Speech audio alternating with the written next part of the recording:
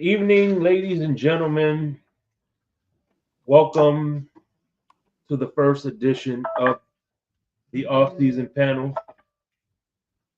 And what we're gonna do here is, it's off-season. There's really nothing to talk about, so we're gonna create some stuff to talk about during the off-season. As always, I'm joined by one half of the Currency Connection, my man Crypto, right over here. Tonk 7 from TMI Thursdays, and my brother from another mother, Man of the Hour, and we're going to be joined shortly by Tony. What's going on, guys? How y'all doing? And let me say to Man of the Hour and Tonk, it is an honor and a privilege to have you guys joining us in the fold. No problem. Thank you, sir. What's going on, everybody? Happy to be here. That's good. This is it. Season's over, fellas. Yeah, so did y'all enjoy the Dolphins Super Bowl? Yes. It's a great Super Bowl by the Miami Dolphins. My Super Bowl was when the Buffalo Bills lost in the AFC Championship. That's my Super Bowl. As us fans, we always imagine ourselves in the big games. Oh, if this guy played in that game, they're winning. Well, we didn't play in that game, so yeah, might as well say we won the Super Bowl. Just go ahead and take all the glory, you know. The Miami Dolphins are the Super Bowl champions. Damn right. Well, hey, listen. If UCF could be national champions, right? Yeah. 1 year, why the hell can't we be, Super Bowl champs, right? Yeah. We three-peated, Shake. Yeah. Three-peated, yeah. We owe Pat Riley some money. Ever since I can remember.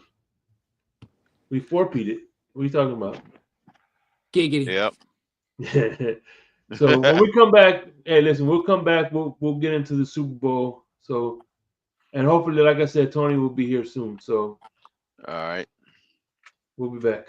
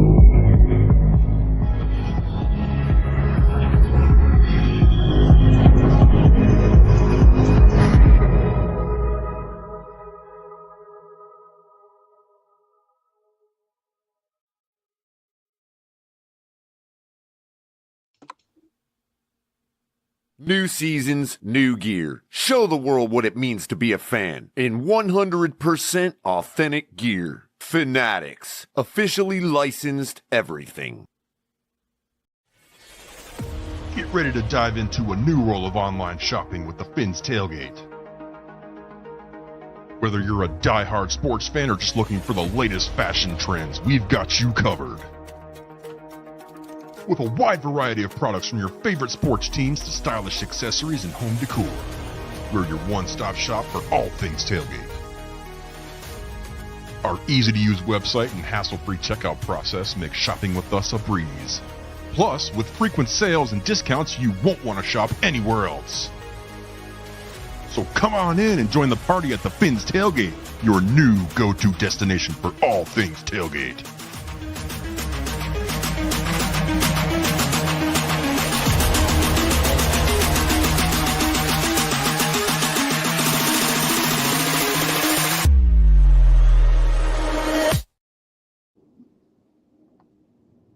All right. So Super Bowl came and gone. What was your guys' impressions of the Super Bowl? It was pretty lopsided game, Shake. But I only thought they was gonna win by 10 to 14 points. Yeah. Obviously, they had another opinion different from mine. I was just thinking Philly was better than the previous Philly that played them, and Kansas City was slightly not as good as the previous Kansas City team Mm-hmm. that Philadelphia played them knew. 2 Hey, years listen, ago. with It all was these, a revenge. with all the referee speculation, Philly said, you know what, we gotta blow them out in order to have a chance to win. Yeah, don't make it close, all right? Leave no doubt. Yeah. Yeah. It's kind of hard to make, even though it was a crucial call on the first series, but they overcame it. Well, it was a nice all-around win for the Eagles. Like they were winning on offense and defense. Yeah, both sides of the ball. And They then didn't even need close to special the end, teams. and then close to the end, Mahomes they had a lot of turnovers, whether Mahomes threw an interception or something, but there was just a lot of turnovers. Wasn't there a pick six? I think there was a pick six. Yeah, it was There was a defensive lot score. of turnovers. It's just crazy. It was just like you see this in football. It's such a weird thing. It was like when the Broncos got beat by the Seahawks, and then it was kind of like when the Broncos beat the Carolina Panthers. Like, Mm-hmm. like it's like they get into Yeah, this they game defense and suffocated them. Yeah. it's and what's interesting was the Eagles' defensive coordinator was 0-8 against Kansas City. That was another one. He broke a streak. Yep. 0-8, dude. 0-8. It's a good time to win your first game against the opponent that then beats you. That's like being in his freaking division. That's what it's like being in his division. Damn. Yep. First time ever beating them. And then Saquon Barkley just tearing it up and just yeah. I mean, that head coach is really good, and Jalen Hurts is just constantly locked in. Like the guy never gives a different kind of interview. Is like regardless if he's winning or losing, he gives the same kind of interview because he's just focused and he's got the and he enjoys the interview. Like it's not like he's talking, but he's just locked in all the time. And I don't remember him much in college. But I remember him in the championship game. But I never saw him get interviewed back then, so I imagine he was probably the same, but he's one of the few quarterbacks that came out of Alabama that really made it, as a Super Bowl winner at least. I don't know many others. Tua's made it to Funny you should say Saquon Barkley. He didn't even get 100 yards combining with receiving and passing. He had 40 receiving yards and only 57 rushing yards. They just didn't. He didn't need to. Yep. They. As long as you shut down Mahomes, you made up the difference on. Jalen Hurts made up the difference with his almost 300 yards. Yeah, they let Jalen Hurts do what you wasn't used to seeing him do all season long. I think he has I think him and Saquon have a record for that's a pick your running poison. Back. They have a record for the playoffs for a running back and a quarterback that scored that many touchdowns. That's a dangerous game they chose to have. I like what the Eagles. I've never really been a fan of the Eagles, but like that team is like they've been doing good for a while too. It's not like, they just all of a sudden took off this season. Like they were just in the Super Bowl not too long ago, and for them to come back this early, I think we'll see what the Niners look like in the next couple seasons too. They might be battling it out every season, or with the Lions. I don't know, but the Eagles are definitely the squad right now. 49ers don't have it rough when the contracts start hitting. They're gonna lose a lot of people. I think Spagnuolo made the wrong decision, and this is why. They realized that they formula when they beat they almost lost to Philly last time doing that. If it wasn't for that fumble return for a touchdown that changed the momentum of that game, Philly was up by 10 and that one was about to run away in that game. That fumble turned the tide. They were that drive, they could have been up by as many as 17. They were about to put them away in that last Super Bowl using that strategy. Jalen Hurts had success against them the last 3 occasions he played against Spagnola. So I think that was flawed, thinking that you can do that when historically you, as a defensive coordinator, that hadn't worked against that particular team. That strategy failed because remember they played Philly in a regular season that same season too, and Jalen Hurts lit them up. That's 3 consecutive games Jalen Hurts lit up the freaking Spagnola's defense. That's the 2 Super Bowls. You know they lost that Super Bowl, and in the regular season. So I think that was just idiotic strategy to do that when they could have just maybe let Saquon chew up the clock and stop them and play bend don't break, and then limit Jalen Hurts' It's impact on the well, game. they have a really, like it's their culture. They all really kind of believe in working with each other. That's kind of probably why they came up with the tush push, because that's like one of the most team effort plays, physically I've seen. Of course, every play is a team effort, but like for 5, 6 people, 7 people just to walk forward and push a whole team, that's a serious freaking thing. So, they've really spent a lot of time just trying to make the best out of every position there as like a group effort and just stick to the plan. And maybe how Nick Saban kind of does it, like it kind of looked like a Nick Saban win, when he was in the the national championships, like how he beat teams, like when he beat Notre Dame, when it was another team he shut out, LSU, like when he just like totally takes over. So like maybe that head coach, I don't know, does he have ties to Nick Saban? But it just reminded me of a Nick Saban kind of team that just every single player is just to the max, following what they need to do and just getting it done. I mean, they were like, what, 29-0 or 28-0, 30-0. Travis Kelce had like 0 catches. Or like 2, like he was only 3 catches away. He was 3 catches away. He only had 1 catch. He was 3 catches away from passing Jerry Rice, and then he gets 1 catch. He's the first person I've ever heard even close to Jerry Rice as far as a receiver. I haven't heard anybody else.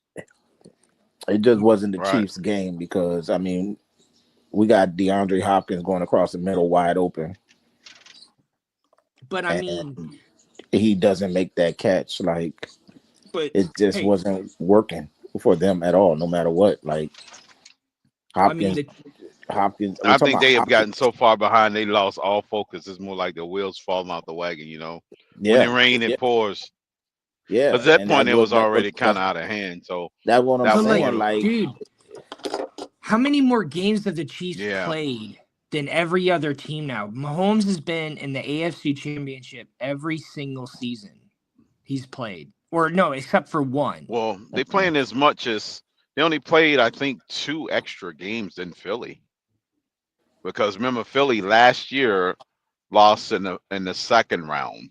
So technically, they only really played 2 extra games than Philly in the last 3 seasons. Remember, those same 2 teams played each other. Yeah, but Mahomes has been. So it's not really that much. Much but more. Mahomes has been doing that every single season now.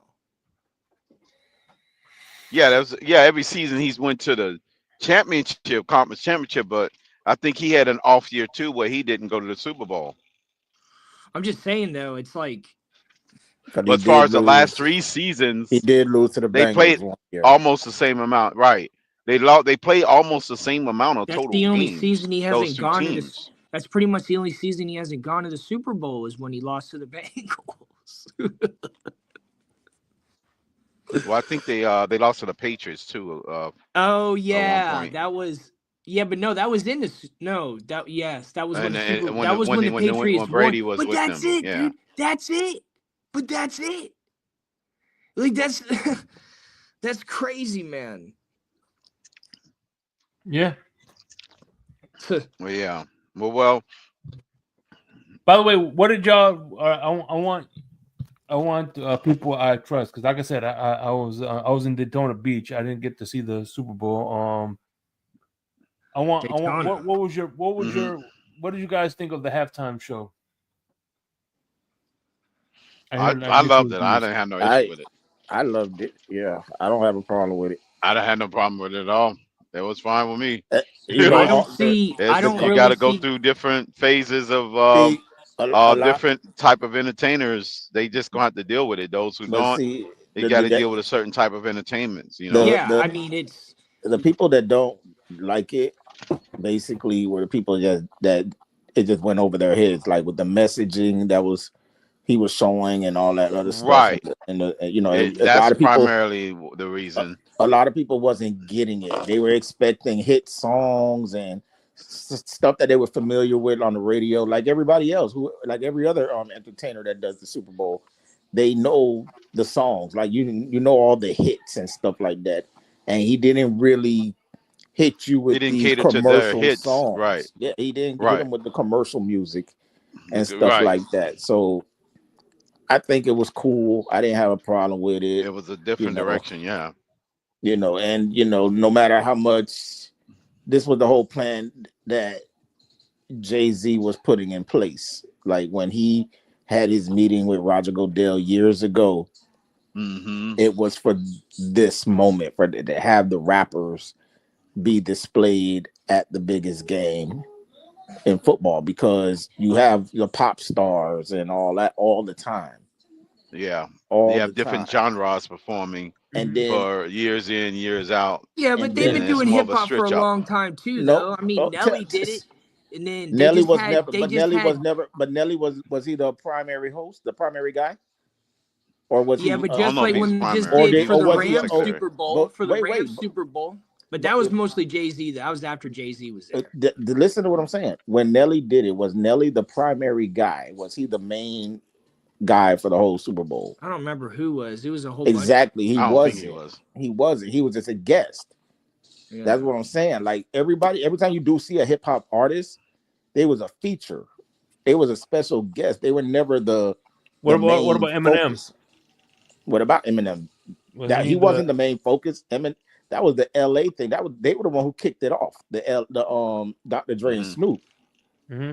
They're the ones that kicked it off with the getting hip hop, and they the ones who added Eminem to the list. And Eminem wasn't going to do it because Jay-Z and Kendrick was on that one too. Jay-Z asked. Jay-Z didn't want 50 Cent to be part of it, and so Eminem said, 50 Cent's always trolling him. And so Eminem said, "Well, if 50 not doing it, I'm not doing it." And so that made Jay-Z change his mind, because Jay-Z wanted a good show. Like, so that's how it was kicked off. The primary guys was Dr. Dre and Snoop, but then they added 50, they added Eminem, they added Mary J. Anybody that was down with the whole aftermath thing that Dr. Dre has. It really just is Dr. Dre's name was really the focus, but Dre and Snoop is a combination. Well, all right. Here's the question I'm asking you. Can you guys name your favorite halftime show? Well, I'm gonna start off by saying I have 1A and 2B.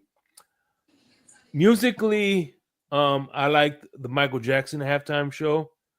Visually, I like the Shakira halftime show. So there you go. Visually and musically, go ahead. Visually and musically, I think all of them suck. I never like any of them. I think they're boring. I don't like watching concerts on TV. That's why. So yeah. Well, I agree with Shake. I like the Michael Jackson, but also I did like the Prince one, because it it just happened to just happen right on time when he started to perform Purple Rain, and it actually started It raining. actually did rain. Yeah, that was like God was in sync with Prince on that day. Yes, like that was crazy. It That was was the first the time it only ever. one where God actually obeyed Prince's command. And they said that was the first time it rained at the Super Bowl. That was the first Super Bowl it rained at. That was the first Super Bowl that what? It rained It at. actually rained in. Yeah. Oh, It shit, I happened get what that you're he saying. freaking did this freaking That was the song. Colts in Chicago that year. Mm-hmm. Who was it that was Bruno Mars was out there? Insane. Who was that? Who was Bruno Mars out there with? And he was like way shorter than the dude. Bruno Mars. I remember he was- Bruno Mars. Maybe that was like 5-6 years ago, or maybe even 10 years ago. It wasn't his counterpart. Don't they have like he has a little group called, I don't know what they call themselves. Soul something or something like that. It's him and another dude. He was there by himself, and it was somebody else. Oh, because I know he got a little counterpartner that No. he got they be wearing the Ike Turner wigs.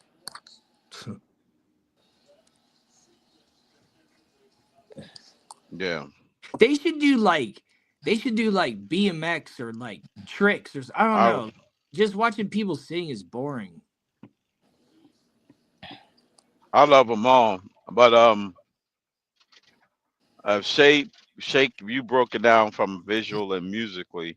I guess I'll do visually, musically too.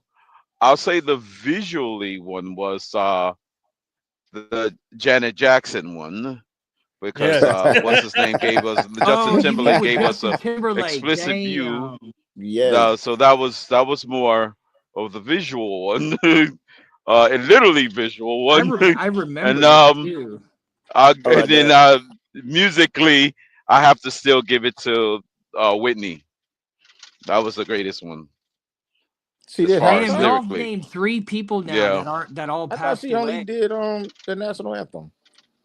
Hell, that was just might as well been the halftime though. They did say. You know what? I was gonna say, if that's the case, can you? I said Prince, Michael Jackson. You said. And they're all dead. Damn. I'm like, God, that's what I just said. Y'all named a lot of people and they're all passed away. I mean, like legendary performers, I'll respect that and have appreciation. I just don't really enjoy it. But like, when you're mentioning, his, passed on performers, like that was a legendary show, So didn't Aerosmith do one too? And like look at the criticism. Look at the criticism. Probably did. We had so many of them now. For Lamar at the show, they said Aretha did one. Freaking, I think Mary J did one. Yeah, everybody gets criticized. Look, everybody gets criticized because you have it's millions of people that watches this. Right. So you're gonna always have entertain everybody. Yeah, but that's not what I mean. That's not what I mean. It happened at the same time. It said it was the most viewed, but then it said it had the worst rating. That don't make no sense. Viewership goes by rating. That's what I'm saying. Like that's what I'm saying. It's determined by rating. But you have the most views, but the worst rating at the same time. Like I'm not saying like that's just what it's being reported. Well, they could say pop more. They could say the most unpopular, but rating is into the viewership. How many eyes is on the spectacle? Mm-hmm. Yeah, and it's like, how do they know? Like, does it count if I have my phone on and it's on my TV and it's on my laptop? Because I had the NFL Plus, so it was on my TV, it was on my phone and my laptop if I wanted. So is that 3 freaking people? I think it's by household. I don't know if they count it that way. Yeah, household. Yeah. Oh, that's what it is. Household. Okay. Mm-hmm. How many households or how many logins or things like that? Yeah, they're counted as a household per. Each login counts as a household. And you gotta remember, there's bars and restaurants too.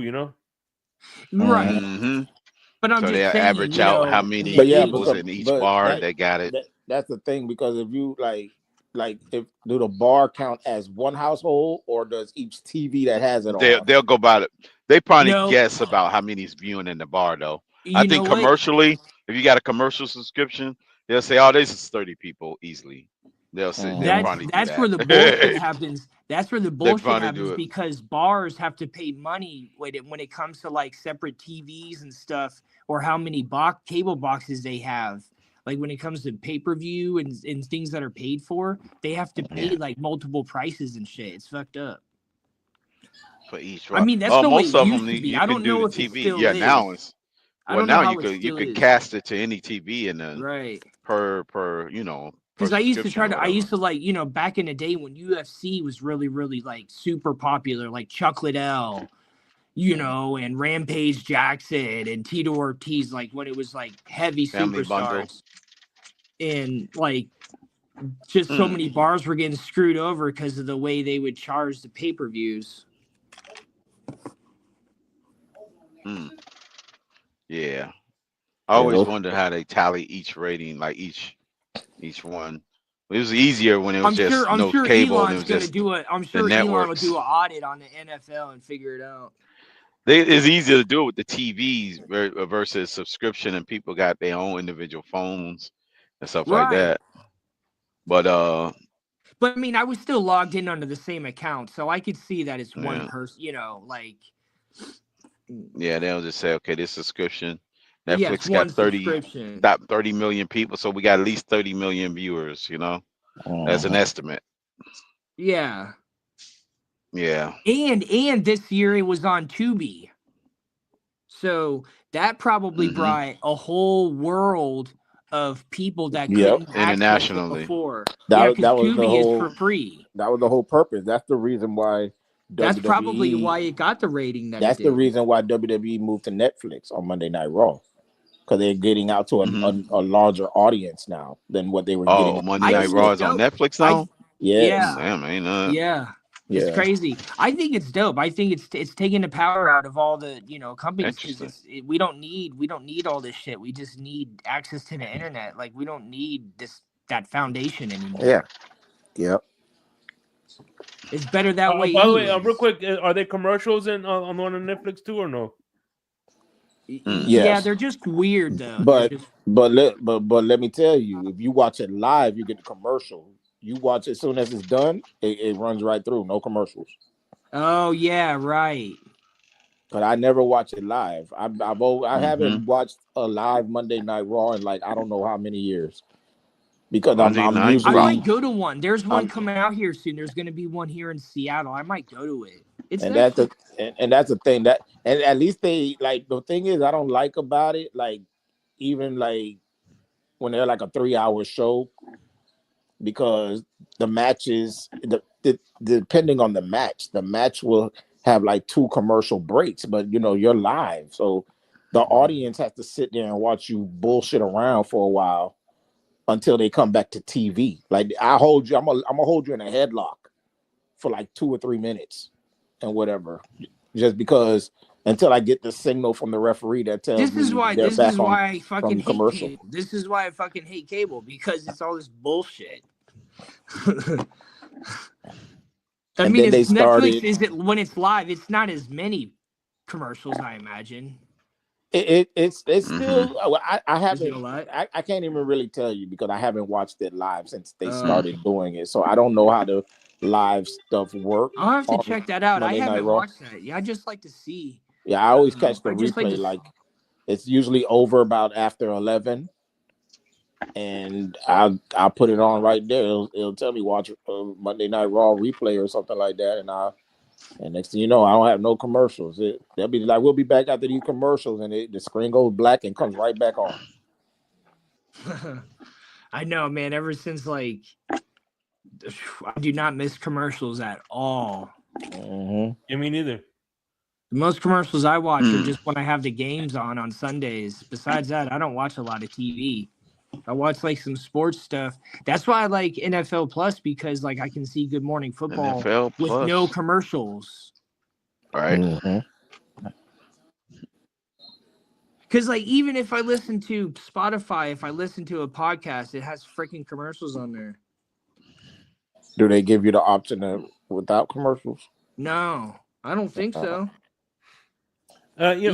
Funny enough, Me and Crypto were watching episode of ours with commercials because we couldn't sign into our YouTube. Yeah. Well, yeah, but that's not really It's, a bad thing. yeah. That's helping our cause. So thank you. Thanks for the support. Yes. Yeah. And by the way, speaking of which, The hotel. Not this Saturday, but the next Saturday we are going to be going back. We're going to be doing the wrestling shows on off-season wrestling shows. So season wrestling. Yeah. Off-season wrestling shows. Yes, let's get it. I'm ready for the that. off-season for WrestleMania is coming up in April, right? Whenever the off-season hits, like the summertime or the springtime, I do a wrestling show. If y'all are wrestling fans, then you need to go to micro wrestling whenever it's in town. I promise you. That midget wrestling? Dude, it's the best. Midget wrestling. I went to one in St. Pete in 2017, and then I went to another one last year, and I saw some of the same people. And when I met the dudes, I was kicking it with them. I showed them. I said, "Yo," I showed them my Instagram. I said, "Yo, look at this picture." And the dude stands up. He goes, "Oh, hey, St. Pete." And I remember the dudes, and I was sitting front row, so I was like making my own like when I was filming, I was like, like saying my own shit, like, "Oh, right in the kisser." And oh man, it's so much fun. Yeah. Front row tickets are like $120. And you're like right fucking there, dude. It's badass. Yeah, they, man. They tour all over the be country. Dolphin Winters is going to be a part of it. Actually, it might have been cheaper than that for front row. Yeah. Dolphin Winters. Yeah, presented by W Energy Drink, by the way, so you know. W. And smoketh cigars. So right now, let's get into the topic at hand. Now we got we talked about the last game of the season. Some coaches, sure. It was official that Kellen Moore went to the Saints. Oh yeah. The final slot has been filled. All right. Yeah. It's kind of like Brian Flores. He was waiting to end the Super Bowl and the victory. Well, Super Bowl winning coordinator was basically waiting to finalize his final game with the team and move on to another one as head coach. And just like Brian Flores, he's gonna get Tua. I'm just playing. I don't know. The Saints getting Tua. Yeah. Okay. Right. So there are some the head coaches in the teams that got a new head coach was two teams in the AFC East, two teams in the NFC South, one in the AFC South and one in the AFC West. We have and of course the AFC North as well. We have the Patriots, Jets, Jags, Raiders, Cowboys, Saints, and Bears. Now, the one that intrigued me, in my opinion, we'll go from first to worst. Who's more of an unknown. And, of course, we have a Liam here, too, but Liam Cohen is he Liam is Cohen. I never heard of him. He looks like one of those guys that from like he looks like a villain in HVC, the Special Victims Unit. Okay. But he's Liam Cohen. He was I guess you could say he's under the McVay tree because he started with McVay, and recently he was the offensive coordinator for the Tampa Bay Buccaneers. So that kind of helped him a little bit more legitimize his and of course, if you're a Dolphin fan, you're gonna be familiar with his defensive coordinator. He got Anthony Campanelli as his defensive coordinator. So. So now he went from Baker Mayfield to Trevor Lawrence. So what you guys think that's of who's the Jags got. Oh, so that's the Jaguars got a new head coach? Yeah, Liam Cohen. Honestly, Shake, I have 39 no years clue old. of his pedigree. Yeah, he was offensive other coordinator than for the Rams. His stints as a pro is as offensive coordinator for the Rams and offensive coordinator for the Bucks. What seasons? 2024 and 2023. Okay. So he's kind of like the hot new name. I mean, I feel like it sounds good, at least, but now Trevor Lawrence going to have to step it up and do his thing because if not, this man's going to be searching for his guy. Because, that's not his quarterback. So, and remember, he has Mac Jones too. So there you go. Yeah. So I think if Trevor Lawrence is what he's supposed to have been, then it'll probably work out okay, being that this guy is an offensive coordinator. I think that it'll help in his favor, get this man some weapons and try to establish some type of running game over there. I think they'll be okay.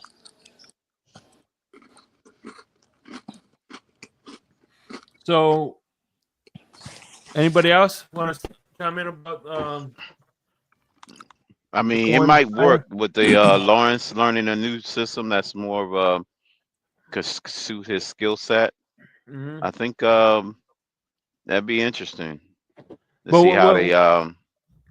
I mean, he's had They got to work with the Matthew personnel. Stafford, Super Bowl champion, and Baker Mayfield won a Heisman, so he's worked with some very good quarterbacks, and Trevor Lawrence won a national championship, so he's worked with some good quarterbacks, and I don't know what happened with the Jaguars last season. I think they were the biggest letdown of the whole entire NFL last season. So, it's not like he's got something, like he can make it all his own. So, they didn't have much last season. So, he can bring in his own identity and switch up the training staff and coaching and, and get a year under his belt and see how it goes. All right. Best of luck. So the next head coach, well, I guess I'm going from, in my opinion, from worst to first. You guys could, I would say, is the Dallas Cowboys' Brian Schottenheimer, offensive coordinator Clayton Adams. Where it is, they're going to be bringing Ken Dorsey to be the pass game coordinator. And, of course, Matt Eberflus is their defensive coordinator.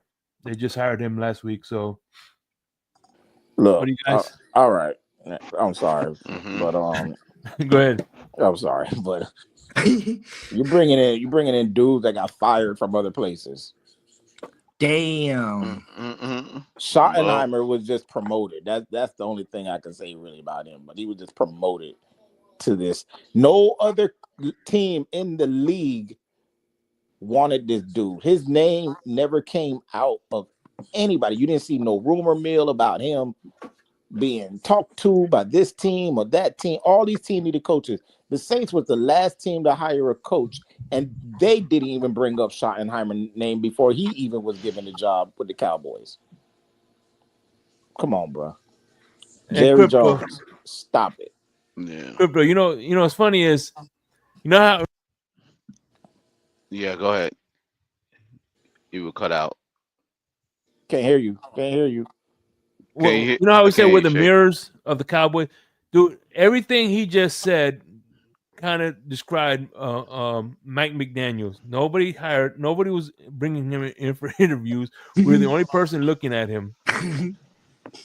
You know what I mean? Yeah, at least your guy came from a different organization. That's true. This dude was already on the team. He was the offensive coordinator? Yes. Maybe Dak was like, no, coach, he probably said to Jerry Jones that, I want him to be the head coach. That's what it sounds like to me. Dak? No, listen. That's just Jerry Jones finding somebody that's going to kiss his ass. That's right. Well, no, I'm not disagreeing with you on that. And then Dak turned around but I'm and goes saying in I interviews. think Dak had something to do with it. But Dak said the same thing Dak said about this dude. He said it about Mike McCarthy when he was hired. So it's like, and look what that got him. Dak Prescott was also very vocal about wanting to keep Mike McCarthy as a head coach, along with Michael Parsons, along with CeeDee Lamb. Everybody, for some reason, wanted to keep Mike McCarthy as a head coach. And look what Jerry does. Jerry says, the hell with what you guys want. This is what I'm going to do. And he hired this dude. At least it's somebody in-house, because that's what Jerry loves to do. Mike McCarthy was probably the only coach that wasn't an in-house guy, because Jason Garrett was in-house. And yeah, I was just ready to say Jason. Wade Phillips, I believe, was in-house. You know what I'm saying? So it's like you bringing up all these dudes, and like Jerry, your system or your formula is not working, bro. You need to sit up there and go find you a Bill Parcells type of dude again, and go and let somebody do your job as a GM. He needs to hire Jimmy Johnson. He needs to hire Jimmy Johnson is what he needs to do. He needs to just be the owner and just go sit his ass out the way somewhere. He needs to hire Jimmy Johnson. Go fly around in your helicopter. Go do something. Go get on your yacht. You know what? We're settling up for? Deion Sanders. It's not happening because it would have happened already. No, he's not ready, dude. He wants to stay in college for a little longer. Man, Jerry's not hiring Deion Sanders. I don't care. You don't think? Why not? Why not? I think because Deion is not gonna kiss Jerry's ass. Yeah, but they've won together, didn't they? So what? So what? Yeah, but can you, dude? Jerry wants to win on his own. Deion Sanders would go up in there. Let me tell you something. Deion Sanders come over to the team. Who's going to be talked about the most? Right. Jerry doesn't. Why do you think Jimmy Johnson was fired? Jimmy Johnson was fired because he was getting all the credit. Well, yeah. Are you? Yeah, duh. Okay, then. Jerry's not going to bring in another guy, especially high profile like Deion Sanders. Oh yeah, there's not a higher profile hire right now. I don't think Deion Sanders, honestly. Deion Sanders not coming. Nick Saban ain't coming. Bill Belichick wasn't coming. None of those dudes. I would like to see Nick Saban get another chance. Bro, I would like every one of those dudes I just mentioned to come be the Dallas Cowboy coach. Yeah. I definitely would have think Saban would have been. Listen, man, you can make a whole. They wouldn't want to work for Jerry though. They wouldn't, because they know how Jerry is. If Jerry would sit his ass down somewhere and just let people do their job, everybody would be trying to gun for the Cowboy job. You got people that don't want the Cowboy job. When he worked for Alabama, dude, they gave him whatever he wanted. Yeah, you got people that would love to be the Cowboys coach, but Jerry Jones is the reason why they won't be the Cowboy coach. And they don't want to be the Cowboy coach because of Jerry Jones. That sucks. And again, we have that same issue. You would think that when a job opens in Miami that we'd have lines around the building, but no. We get the guys with the no names because those guys are the hungriest for a job, Uh-huh.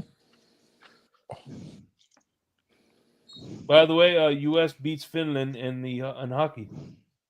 Shout out. Oh yeah. Is that a championship or is it the Olympics? A regular game. Oh, okay. All right. So let's move on to the next coach, which is Ali, a former Dallas offensive coordinator, and he was a candidate for the Dolphins job a few years ago with Mike McDaniels, none other than Kellen Moore. All right. Yeah. He I'm has ready. as of now. He has. We thought Kellen Moore was gonna be a Dolphin. We interviewed him 4 years ago. Yeah. I would have been cool with that. Kellen As of Moore's a now, really there's good no quarterback. offensive or defensive coordinator. I guess he's still building the staff. That's crazy. But he did Yep. retain Darren Rizzi. Yeah. Yeah, he's building a staff, Shake. He can't. I The other guy, like it. remember, you can't build a coaching staff. No. I like it. I'm glad he finally That gets was his the talking chance. point. That was the going talking point for the last millennia. I'm glad he gets his chance. You know, I'm just kind of glad it wasn't with Dallas. But hey man, you know, I thought leaving Dallas and going to the Chargers was gonna be it for him, and then but we see one of them, whichever hardball that is, that came over there and took over. They said, nope, I got it from here, sir, and you go continue coordinating somewhere else. And he did, got him a Super Bowl real quick up out of it. And now he's off to do his own thing, and let's see how that works out. You still got I don't know what's going to happen with Derek Carr. You know, they played against each other in college. Yeah. And Kellen Moore whooped his ass. Kellen Moore was a badass quarterback. Yeah. So I don't know if I want a guy that I beat up on to be my quarterback. But hey, that's a whole that's a different scenario. You know. Well, yeah, but at the same time, would you want to be coached by? I mean, would you like if you were a quarterback? Would you want like? I wouldn't have a problem with a quarterback that was better than me coaching me. Oh yeah, if it's the other way around, I'm sure Derek Carr wouldn't even mind learning. But I get whatever. But as far as you being the teacher, and I already done kicked your ass years ago, like man, we're gonna find somebody else to come in here. You know, he's really worked his way up. He really has. I remember like not even that long ago he was in college. It was he played against Colin Kaepernick in college. Yeah, it was long overdue for him. And then he was in the NFL for a little while, I think. I'm pretty sure he was a quarterback in the NFL for a little while, and then he didn't take him long until he went into coaching. He went into coaching relatively quick, in my opinion. And I've been watching him bounce around. I've always been kind of a fan of him since I saw him play against Colin Kaepernick in Nevada. Like he was that game was insane. That game was one of the best football games I've ever seen. It was amazing, that game. And so I've always been a fan of his. I believe he was drafted by the Lions, and then he was Cowboys quarterback for a couple of years, but like as a backup. But yeah, I mean, get kind of a fresh start. They've, the Saints been, dabbling around for a while since what's his name left. So maybe this will be their next, long-term head coach, hopefully. Yeah. To grow with the team, maybe get a young quarterback if Derek Carr doesn't work this first season or however they figure it out. But, I mean, he's going to be good at scoping out quarterbacks. I mean, obviously.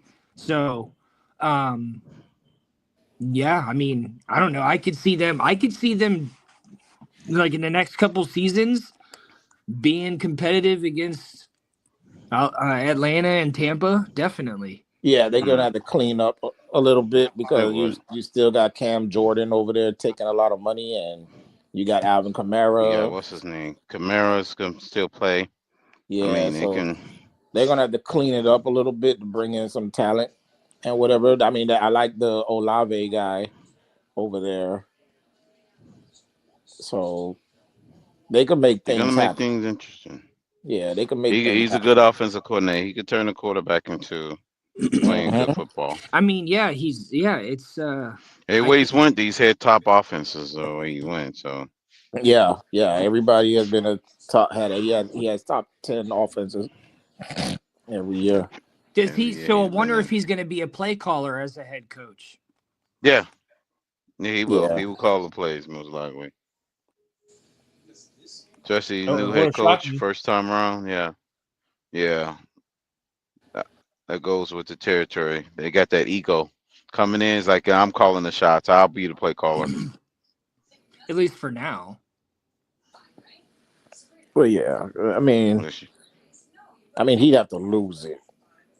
Basically, I think ownership will probably come in and be like, "Yeah, this ain't it for you. You can still be the head coach, but we're gonna get somebody else in here to call these plays." No, they're letting them run full control. But yeah, it have to come to that though. But I think he's gonna run it. Given the success he's had. That when I'm excited to see that. I think he'll do good. Yeah. Hopefully, it could that one day division should be a little bit more competitive.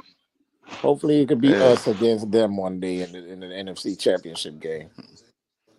Who's that? Who you vote for? Cowboys. Oh, okay. If they play the Saints in the that was not a championship left game, field. I had no idea you were a Cowboys fan.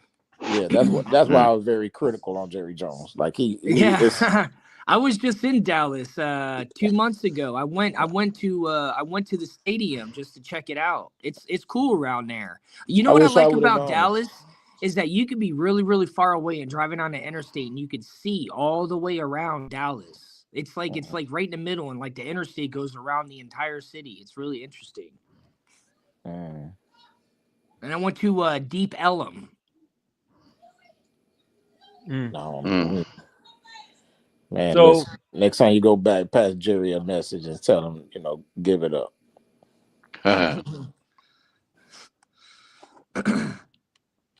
All right, and let's go on to the next coaching staff from the Detroit Lions. We're gonna go to the Jets with okay. Aaron Glenn. His offensive coordinator is Tanner. Tanner. Can't pronounce the crap. Beats me, Shake Bunny. Huh? It really don't even matter who their offensive coordinator is. Aaron Rodgers, he was the quarterback. He will be the coordinator. Well, he's gone. He's gone. Now, so. It will be that will be Jackson Dart's team. And Ickstrand, Tanner Ickstrand is and of course Steve Wilks is going to be the defensive coordinator for putting together. Obviously, some people from Detroit followed him to New York. So, damn, I wonder what the Lions are going to be doing. Right, coaching staff is gone. Yeah, they have to do what Philly did. Philly reduced their coordinators twice or 3 times now, 3 years in a row. Mm-hmm. They got a Super Bowl out of it. So Sirianni, did the unthinkable, had a turnover all that time, and then end up winning 3 different offensive coordinators and so who's going to be their quarterback back-to-back years? I think they're going to draft one. Okay. Yeah. And their head coach came from the Lions. Who was he on the Lions? Yeah. He was a defensive coordinator. Oh, okay. Yeah, he was the defensive coordinator for the Lions. But then the offensive coordinator got a coaching job too with the Bears. It's crazy. Both of their coordinators got coaching jobs in the same offseason. He's churning them out, man. That's crazy. Now Dan Campbell's got to do it all over again. I know, dude. Get 2 new coordinators and do it again. The poor guy. Well, and I'm sure he poached those guys off the Saints too. You know what I mean? Mm-hmm. He goes, "How dare you poach the guys I poached first?" I mean, it's not like the Jets. You know, it's not like they're starting from zero basically. As far as like. Right. I don't want to say the players aren't valuable or anything. I just mean like they're just kind of doing a full reset, kind of right now. So Aaron Glenn said it was a dream job for him, so it wasn't a no-brainer for him to take that job when it was offered. Right. Well, I mean, who's in their division? So you got Miami, you got the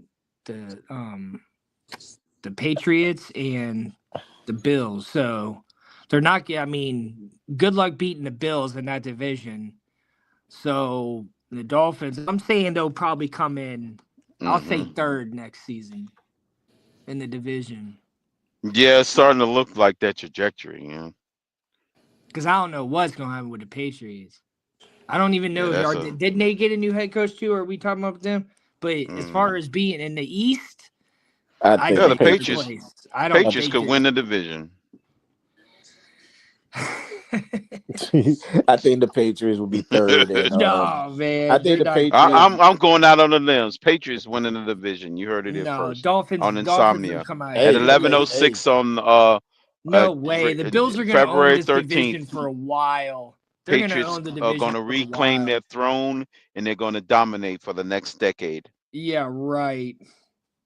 It's going to be the Bills. They're going to be the new. They're going to be the new. They're going to be the Washington of the. They're going to be the Washington of a division. Yeah, they're going to be Washington. There you go, Shake. You heard it here first. Write that down. Oh man. What do you think, Shake? We should start up a space tomorrow saying how the Patriots are going to reclaim the division? Yeah. Shit ain't happening, dude. The Bills are going to own that shit like crazy next season. Nah. Man, look, a lot of times teams like that have this major crazy run, have these crazy downfall years the very next year. And people be like, what happened? Like, what was so different? Like, you know, I don't know. I think Buffalo, like, okay, I saw you, and then you still failed. You failed again. Okay. Who are they going to draft? Who are they going to draft that's going to be better than Josh Allen? No, they already got him. He's on the center already. A quarterback? Drake May. Yeah. Drake May's already there. Mayday. Freaking Mac Jones had a better season than Drake May. He went to the playoffs. Well, yeah, Belichick was still. Here's the thing, Tom. I could tell you this. You look at the line, the NFC North, the AFC North, whatever. I guarantee you, in my opinion, humble opinion, I think Green Bay, I think Chicago Bears, and who's the other team? Minnesota and the Lions. No, okay, right. Okay. Scratch the Minnesota Vikings. Fuck the Minnesota Vikings. But I would say the Bears and the Bears and Green Bay have a better quarterback than the Lions, and you know what I'm saying, they won the division. So it's not about having the best quarterback. Hell, we had the best division. We had the best quarterback in the 90s, and Buffalo went to 4 Super Bowls. I don't know what point are you trying to make, Shake. What different means? You're saying that they need a better quarterback than Allen. I'm like, I mean, not just because they don't have just because the Bills have the better quarterback doesn't mean they don't have the better team. Yeah, Jets definitely don't have a better team than the Bills right now. I'm talking about the Patriots, though. Oh, I'm sorry. I'm talking about the Patriots. I don't know what was their. I don't know, man. I don't think so. I do not have that much confidence in the pass right now. We'll get to that bridge. We'll talk about the Patriots in a minute. But the Jets, yeah, I'm saying third place. Oh yeah, I mean, yeah, Jets is up in the air. I don't know, man. To be honest with you, what place they have ended up being. It's always ever since Rex Ryan. It's just been a struggle. Yeah, that's true. Maybe if they go to their real city, and they'll maybe be all right. Where? New Jersey. Oh, okay. The New Jersey Nets, the old team. They need to be the New Jersey Jets, not the New York Jets. Did they have a stadium over there in New Jersey? I think that's where it's at. I think they share that stadium. Yeah. MetLife is in Jersey. Oh, okay. I didn't realize that. As a matter of fact, one of the things that Buffalo always talking about, we're the only team that actually plays in New York. Oh yeah. Yeah, but people don't even consider that New York. But let's move on to, speaking of which, Ben Johnson is the next coaching staff coaching hire, right? Yeah, he came in earlier, but yeah. Yeah. He Who's he for? he's the Ben Johnson. He's the offensive he's the head coach of the Bears. He's got Deacon Doyle, which was the tight ends coach for the they should go after Cooper Kupp. The Cooper Kupp. Yeah. He had the Deacon Doyle. He was the tight ends coach for the Bengal. The Broncos. Yeah, and they hired former head coach of the Saints as their defensive coordinator, Dennis Allen. And their quarterback, Caleb Williams. Hey, listen. I think Crypto. This is the year. The Bears get their 4,000-yard quarterback. I mean, I don't. Oh yeah, now that Ben Johnson's there, it should be. It's like, man, that's gonna be a real curse if they don't now. Now that they got an offensive minded then they coach definitely need. You like want that. him to get that many passing yards, then they definitely need to go after Cooper Kupp. Mm-hmm. Well, he was 500 short. No, they fine. They fine. He was 500 short last year. Yeah. I mean, he was 500 short. They got the receiving. He could throw the ball. I mean, I don't know much about the new head coach, but he's definitely has a team that is ready to win. The Bears are there. They just need to they're knocking on the door. Their quarterback is dope. Like he can really make some stuff happen. So I have Who was Ben Johnson the coordinator for? He was the coordinator for the Lions. Oh, okay. And bro, look, not for nothing, man. As I'm looking at my phone, the coaching staff, just to give the thumbnails of each, their accomplishments. And freaking, the first thing when I saw this picture, I thought of Adam Gase. It looks like Adam. It looks like Adam Gase. I'm like, holy Ben Johnson. crap. That's Ben Johnson. Yeah, that's Ben Johnson. Oh no. Yeah. Oh, y'all were just for him 2 minutes ago, 1 minute ago, and now you saw the dude's wider than me in Seattle, Washington, and y'all are like, oh, I don't think so. Fired already.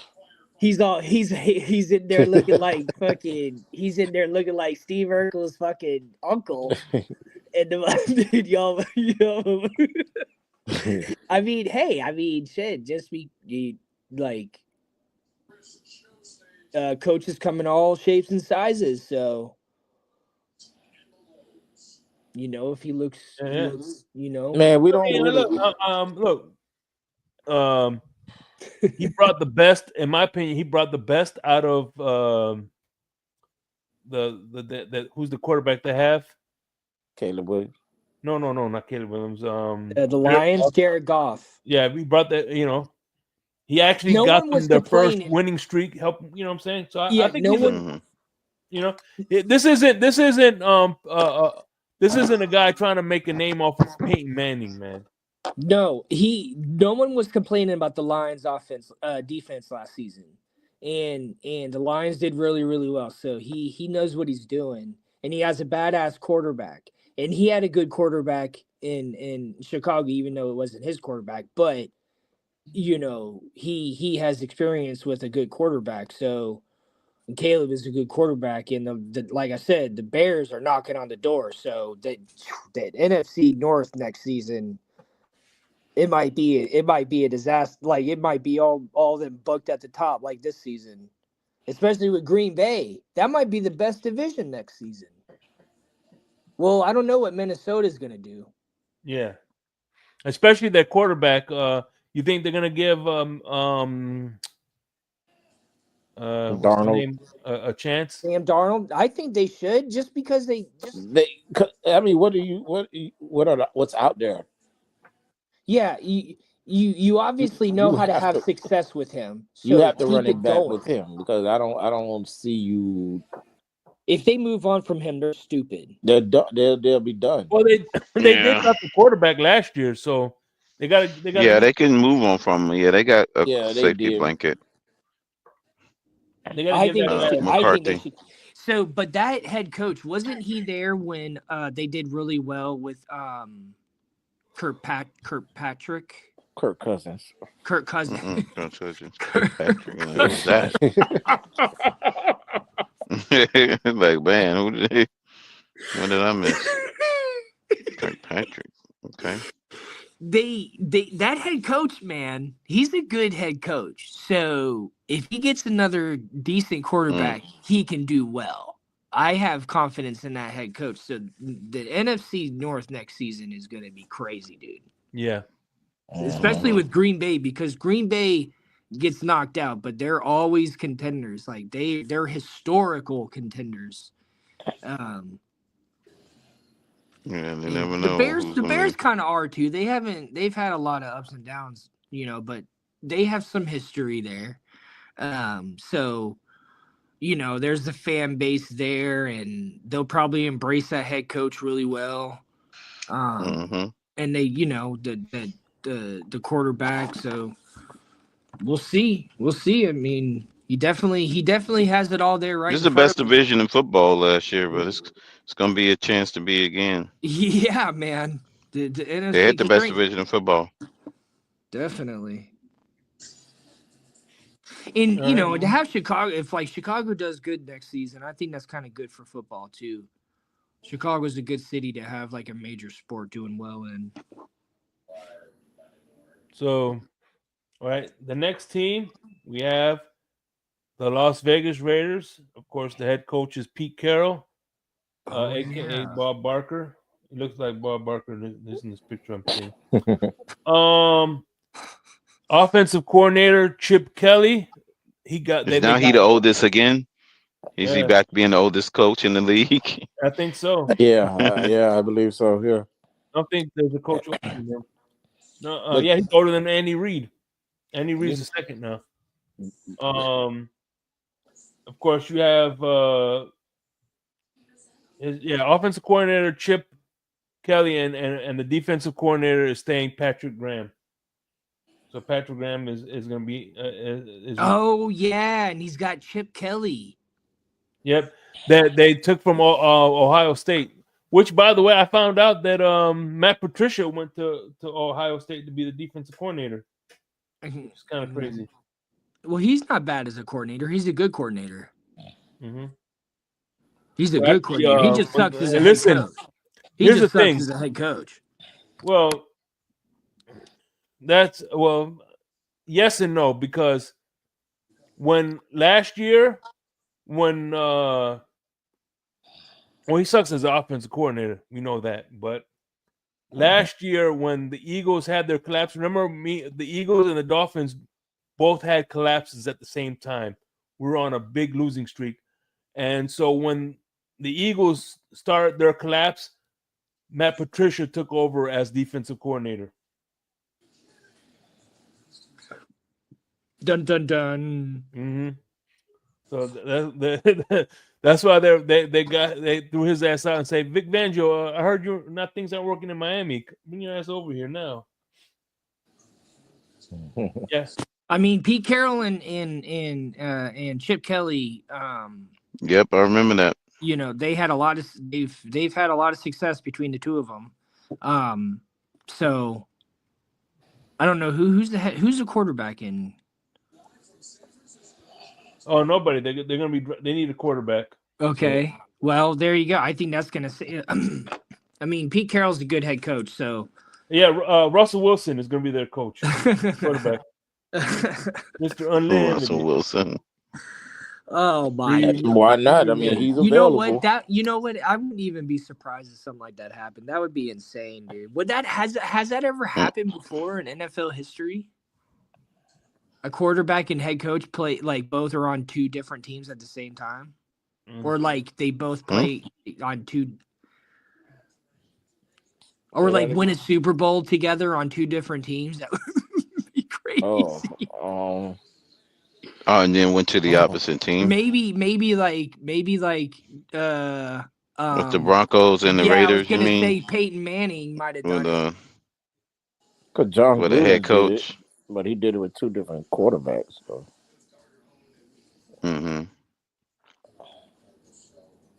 Well, because that'll be he didn't go in the Super Bowl though, so that don't count. With the Raiders, I mean Russell Wilson. So I mean they gotta beat Kansas City, so that's definitely their number one competition. If they can't get past Kansas City, then good luck, because they're gonna need to get past them. I mean, we talking about a guy that builds defenses, and we seen that was Patrick Mahomes' kind of weakness right there. So. Because I mean, you're gonna have to see him at least 3 times if you get a good defense. Patrick Mahomes is struggling, and he's gonna be sitting up here having these magical plays. I don't know how many times you're gonna have these. They're gonna do what they can to fix it with their offense. He hasn't lost. Mahomes hasn't lost against the Raiders, I don't think, one time. I think that O-line just got to play better. I mean, the personnel was there; they just had a bad day against a better defensive line. I mean, they were there. The defensive line. They played against was just playing better. Do you guys? They ain't got to change nothing.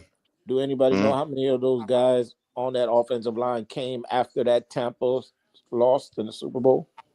3. And they're still there. Yeah.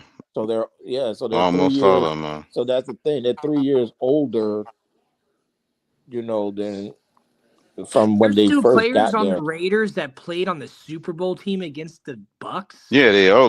They will be getting into their prime, though, because they were that young. Most veteran lines play a decade or more. Yeah, but that was like 2 decades ago. I'm talking about most lines. When they playing long with dynasties, they tend to be there for a long, long time. And so what I'm saying is, we're talking about 3 years ago or something like that. You rebuilt your offensive line, and then it's like you almost got to redo it again. They don't need to do it again. They just need to play better. They still young. They're not even 30 years old. They ain't got to do nothing drastic. You just got to get better than the opponents just on the other side of the line of scrimmage. Yeah. Yeah, they too young to be trying to mess with it now. You need the continuity to be there for as long as you can. They can't let one bad performance in the Super Bowl go let them making hasty, drastic changes for no reason.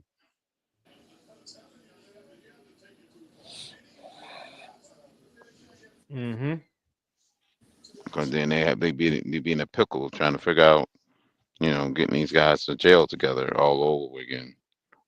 Right. Most old savvy veteran lines tend to be dominant for long stretches, like the Cowboys, Niners back in the 90s. They've had their lines a long, long time, 10+ years.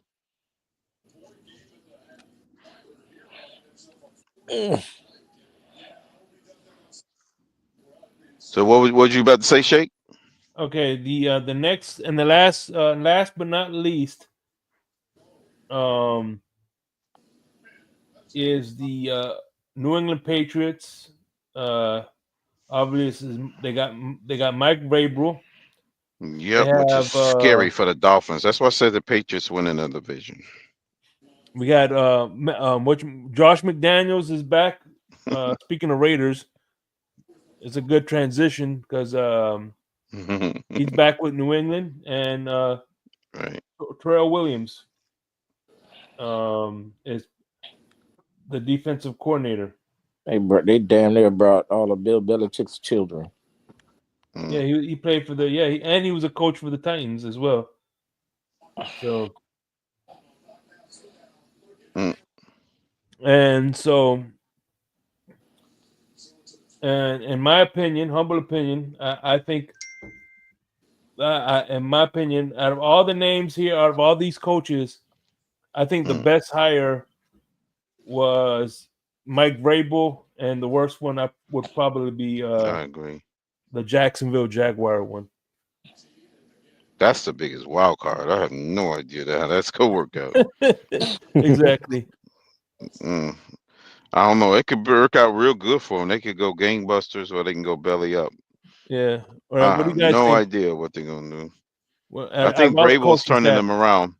What do you think? You said out of what? Out of Vrabel's coaching staff? I know out of all the coaches I just mentioned, teams I've just mentioned, who do you think was the best and worst hire? Best maybe between Vrabel and the Raiders hire, and the worst maybe Cowboys.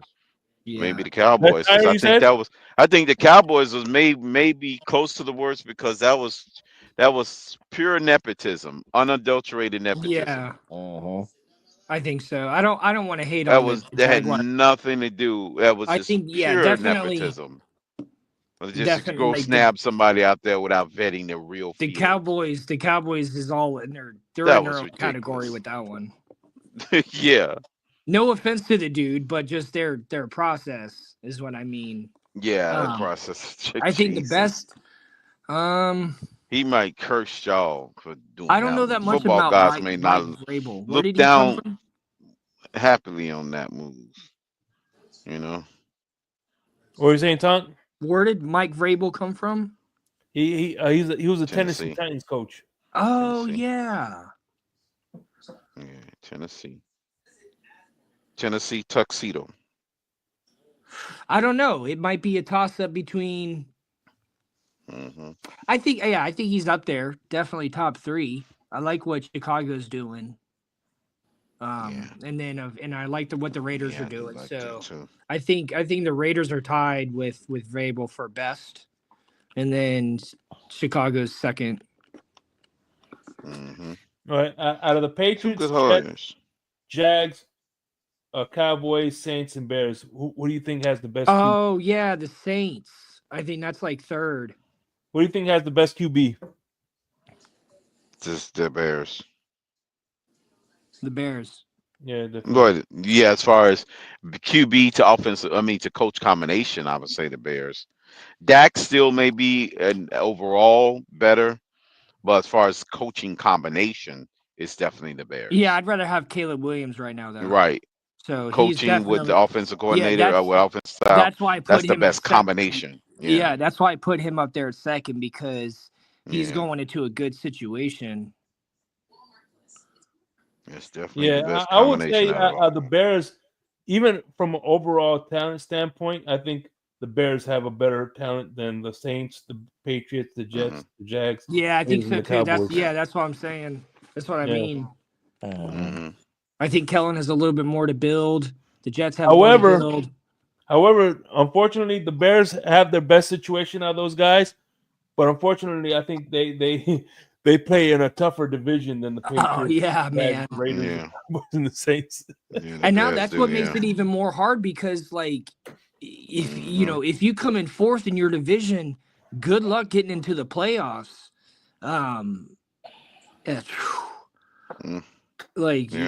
That's gonna be one tough division next season. That's gonna they're gonna have to dominate a lot of games outside the division to make all of them make it. When was the last time we had a division where every team went in? I don't even know. It almost came to pass. It almost happened just recently. Recently, yeah. Almost happened recently, yeah. It wasn't the AFC North. It wasn't them. With the AFC, yeah. It was close.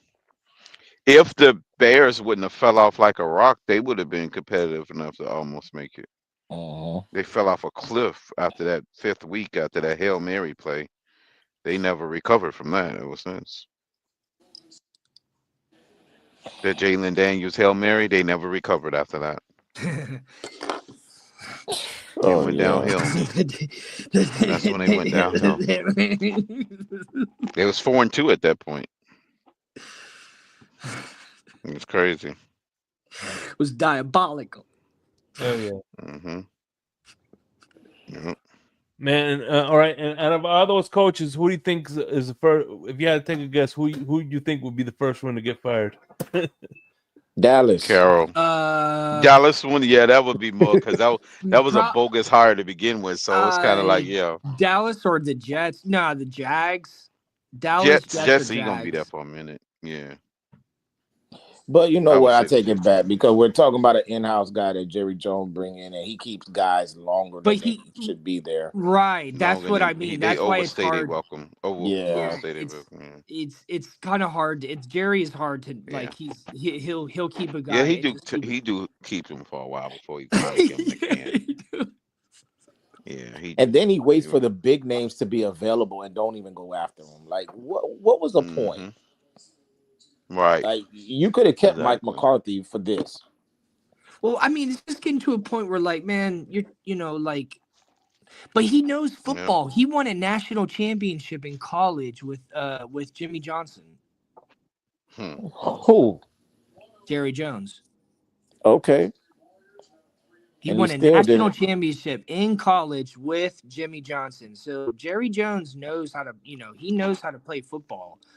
So, but he's not the one stepping on the field, right? But it's just like it sucks that someone who knows football that much. He's old as hell. He doesn't know anything no more. He don't remember. Yeah.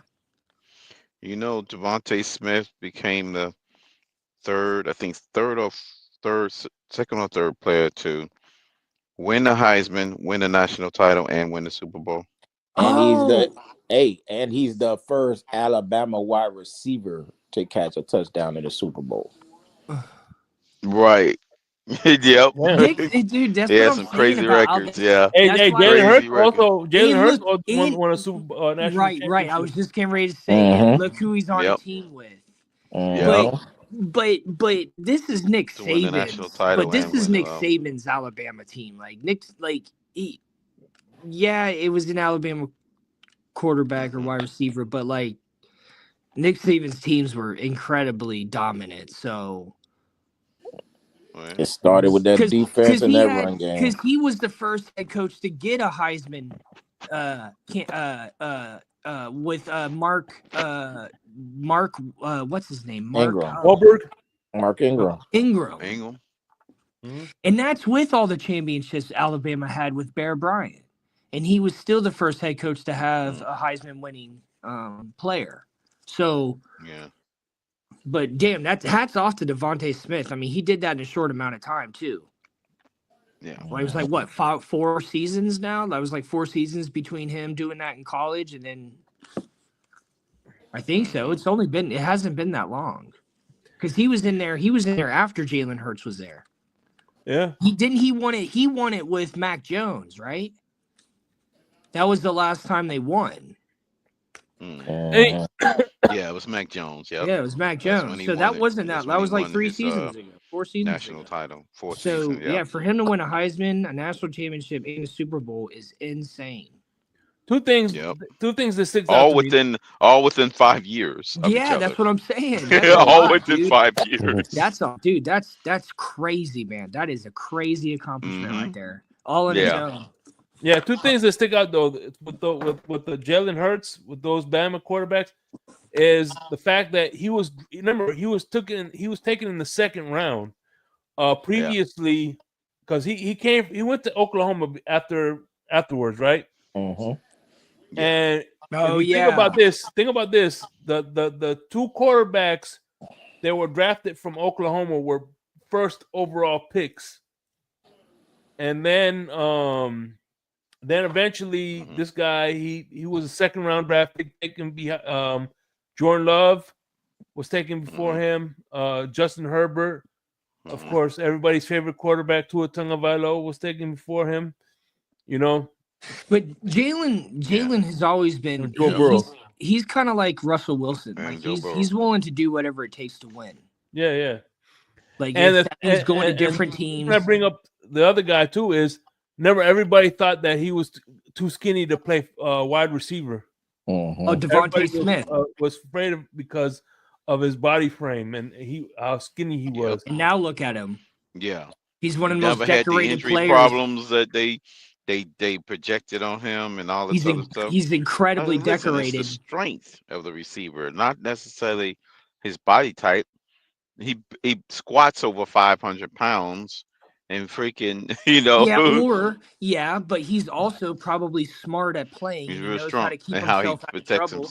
Out of And harm's way. protect himself. I've seen him get injured too. I remember one game he got injured pretty bad, but it happens. But I think he's just done a good job of positioning himself very well, and he's probably a very smart player. Yeah, I'm looking at him right now. He's 26 years old. He's 6 foot, 170 pounds. Damn, dude, he's 1 inch taller than me and weighs the same as me. Mm-hmm. Yeah, 170. Yep. But you can do that in today's NFL. You can do that in today's NFL and college. You can be thin, and as long as you're fast, and you're a great route runner. And you're great, and you can turn around in air and do all that, then you can make Bro, we don't even have fat head coaches no more. Andy Reid wasn't standing. Andy Reid even lost weight. If you look at Andy Reid now, he lost weight. Yeah, he did. That's because he's been doing so much standing in all these freaking games. Walking around. Yeah. I mean, it's some really cool stuff. But nice show tonight, Shake. This is you're recording this to air at another time. Yeah. This is gonna air at 4:00 in the morning. It's gonna air 4. Yeah. 3 a.m. 4 o'clock. Yeah. Nice. I think it was a good show. I think it was a dope show. Yeah, man. Listen, like I said, I'm trying to, and again, there's gonna probably be more people on next panel, be less people. I'm just trying to, create an atmosphere, just have fun and just talk football, man. I'll come up with the topics and every now and then. Yeah. Yeah, thank you for having me. No doubt. Hey, man, this Saturday night we're going live, so we're gonna, we'll do it live.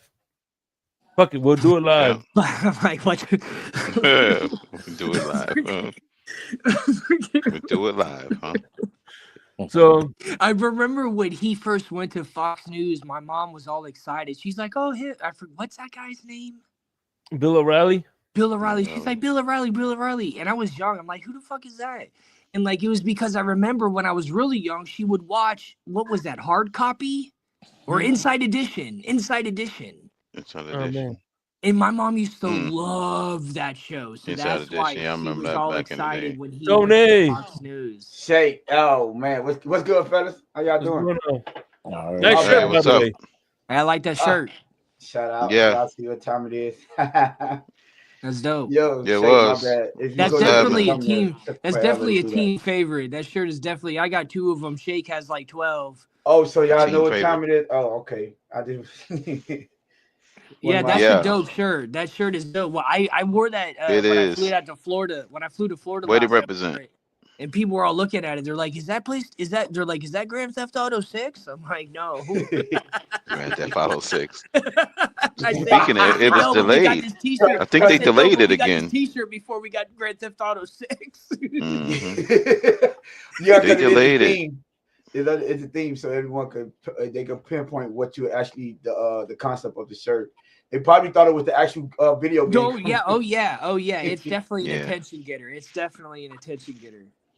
Facts. Well, what we got going on, y'all, today, man? Sorry for my tardiness. We just finished up talking about the coaches and the coaching staff of the new teams. And we're rating them from first to worst. Are you familiar with the coaches that the new teams?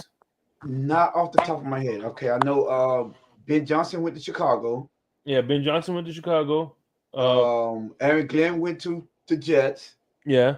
Oh well, Ben Johnson is going to be number one, anyways. No, actually, my number one was Mike Vrabel. Mike Vrabel to what did Patriots. he go to Patriots? I will put that number 2 because I think Ben Johnson have more to work with. Yeah. So I'll put but here's a caveat with that is with Ben Johnson is he has more to work with, but he's got to go through the gauntlet of Detroit, Minnesota, and Green Bay. So he has tougher competition. Okay, if you look at it from that standpoint, then you ranking the teams. I'm ranking who I think have the better coach and who's in the But I agree with you. I still think he's in a better position. He's got a better coach. He's got the better team. He's got the better quarterback. Right. That's what I was going to say. Because I think of everyone, he has the better quarterback. He has the number 1 overall pick. And if he could get Caleb Williams to play to his potential, then he's in by far the best situation. You know, so I really rate. That's how I would rank it. But now when in the division, when you think about the division, at this point, at this particular moment, quite as it kept, because no more Aaron Rodgers at the Jets, even though he didn't do well there, and we don't know what we got going on with Tua, how many games he's going to play. He really only have to deal with Josh Allen and the Bills. I'm talking about Mike Vrabel here. So I could understand someone will put him first. I'll still have him at number 2 just based on the situation in Chicago. And I think if Ben Johnson more of an offensive minded coach and what he could do with those weapons, DeAndre Swift and Caleb Williams and Mike Williams and not Mike Williams. What's the 2 receivers over there? DJ Moore and what's the other receiver they got over there? They dropped him out of college. Adunze. Roma Dunze, Roma Dunze, the young dude, Roma Dunze. So I kind of like that. And who else we got? And they got Aaron Glenn. I would put number 5 at the Jets. He's number 5. I'm sorry, we have Ian. What's his name? Damn it. You forgot about the Tampa Bay offensive line. Keenan Allen. Keenan Allen too is over there. Keenan Allen, but Keenan Allen is in Chicago. Right. Yeah. What's the Ian? Ian. What's his name? What team? Ian Cohen for the Jaguars. Ian Cohen, who's the offensive coordinator for the Tampa Bay Buccaneers. We went over Scheinheimer, and then of course Moore, Kellen Moore. Okay, Kellen Moore. Did he took the job at what did he take the job? The Saints. New Orleans. The Saints, New Orleans.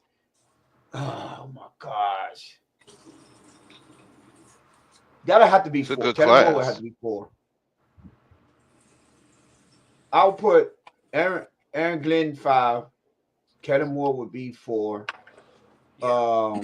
Obviously 1 is Ben Johnson. 2 would be Vrabel. I'm missing 1. Who's number 3? Pete Carroll. Oh, Pete Carroll is. And he got Chip Kelly too as the offensive coordinator. Where did Pete Carroll go? He went to the Raiders. He went to the Oakland. He could go to 3. Yeah. Yeah, the Raiders. Now, if they where are they picking Raiders right now? Are they number 8 right now? 6. They're 6. Yeah, that's what the Raiders are picking, number 6. Yeah, they're getting Tua.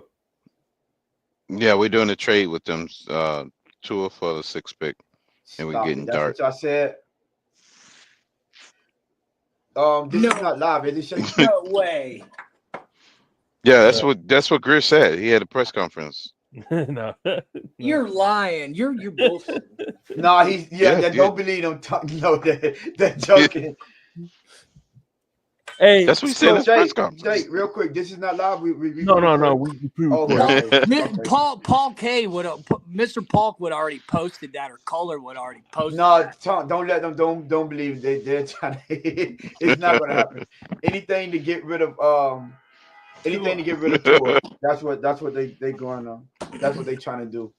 Well, we're trying to motivate the franchise. That's the goal, Tony. How you gonna motivate them to do what? To do the right thing. Spike Lee already made the movie. And trade Tua. I'm glad. Yeah. I'm glad you're here, Tony. Because we'll trade to another team. Yeah, right. What you say, Shake? Here's a topic that I wanted to tackle, and I was waiting for you to come up. So this was after the Super Bowl, and obviously I'm like a certain guy I'm not on the internet like that anymore. But I'm playing. Yeah, but bullshit. Bullshit. You be sharing something all the time on Facebook. You be bullshit. I'm not on the internet like that. No.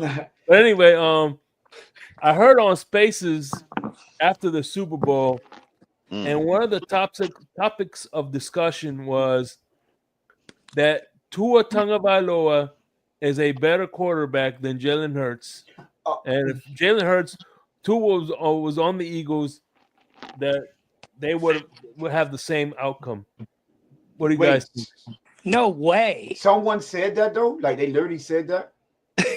Yeah, on the Spaces. Spaces. I'm sorry. Talk. I don't know what they getting. So say, listen. Say I get. It's a toxic. It's a toxic space, man. They're entitled to their own. As a matter of fact, it was on one of your co-hosts Spaces. It was on the Blitz Pickup. I'm not Blitz Pickup, but it was on one of. Was he running the space or was he the co-host? I think I don't know if he was the host or co-host. Batman was he? Oh, Batman space. Listen, I would say this. Everyone is entitled to their own opinion. For the most part, everything that we said is our opinionated anyways. However,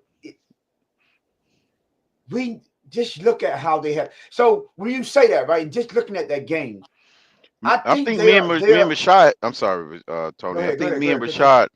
I remember back in October had this argument with when I said that it's close between the two, but I gave Hurts a slight advantage. They said how much, and I said like 40. Yeah. I said 53 to 47 or something like that. I said it close, but I gave him the edge because overall he does more.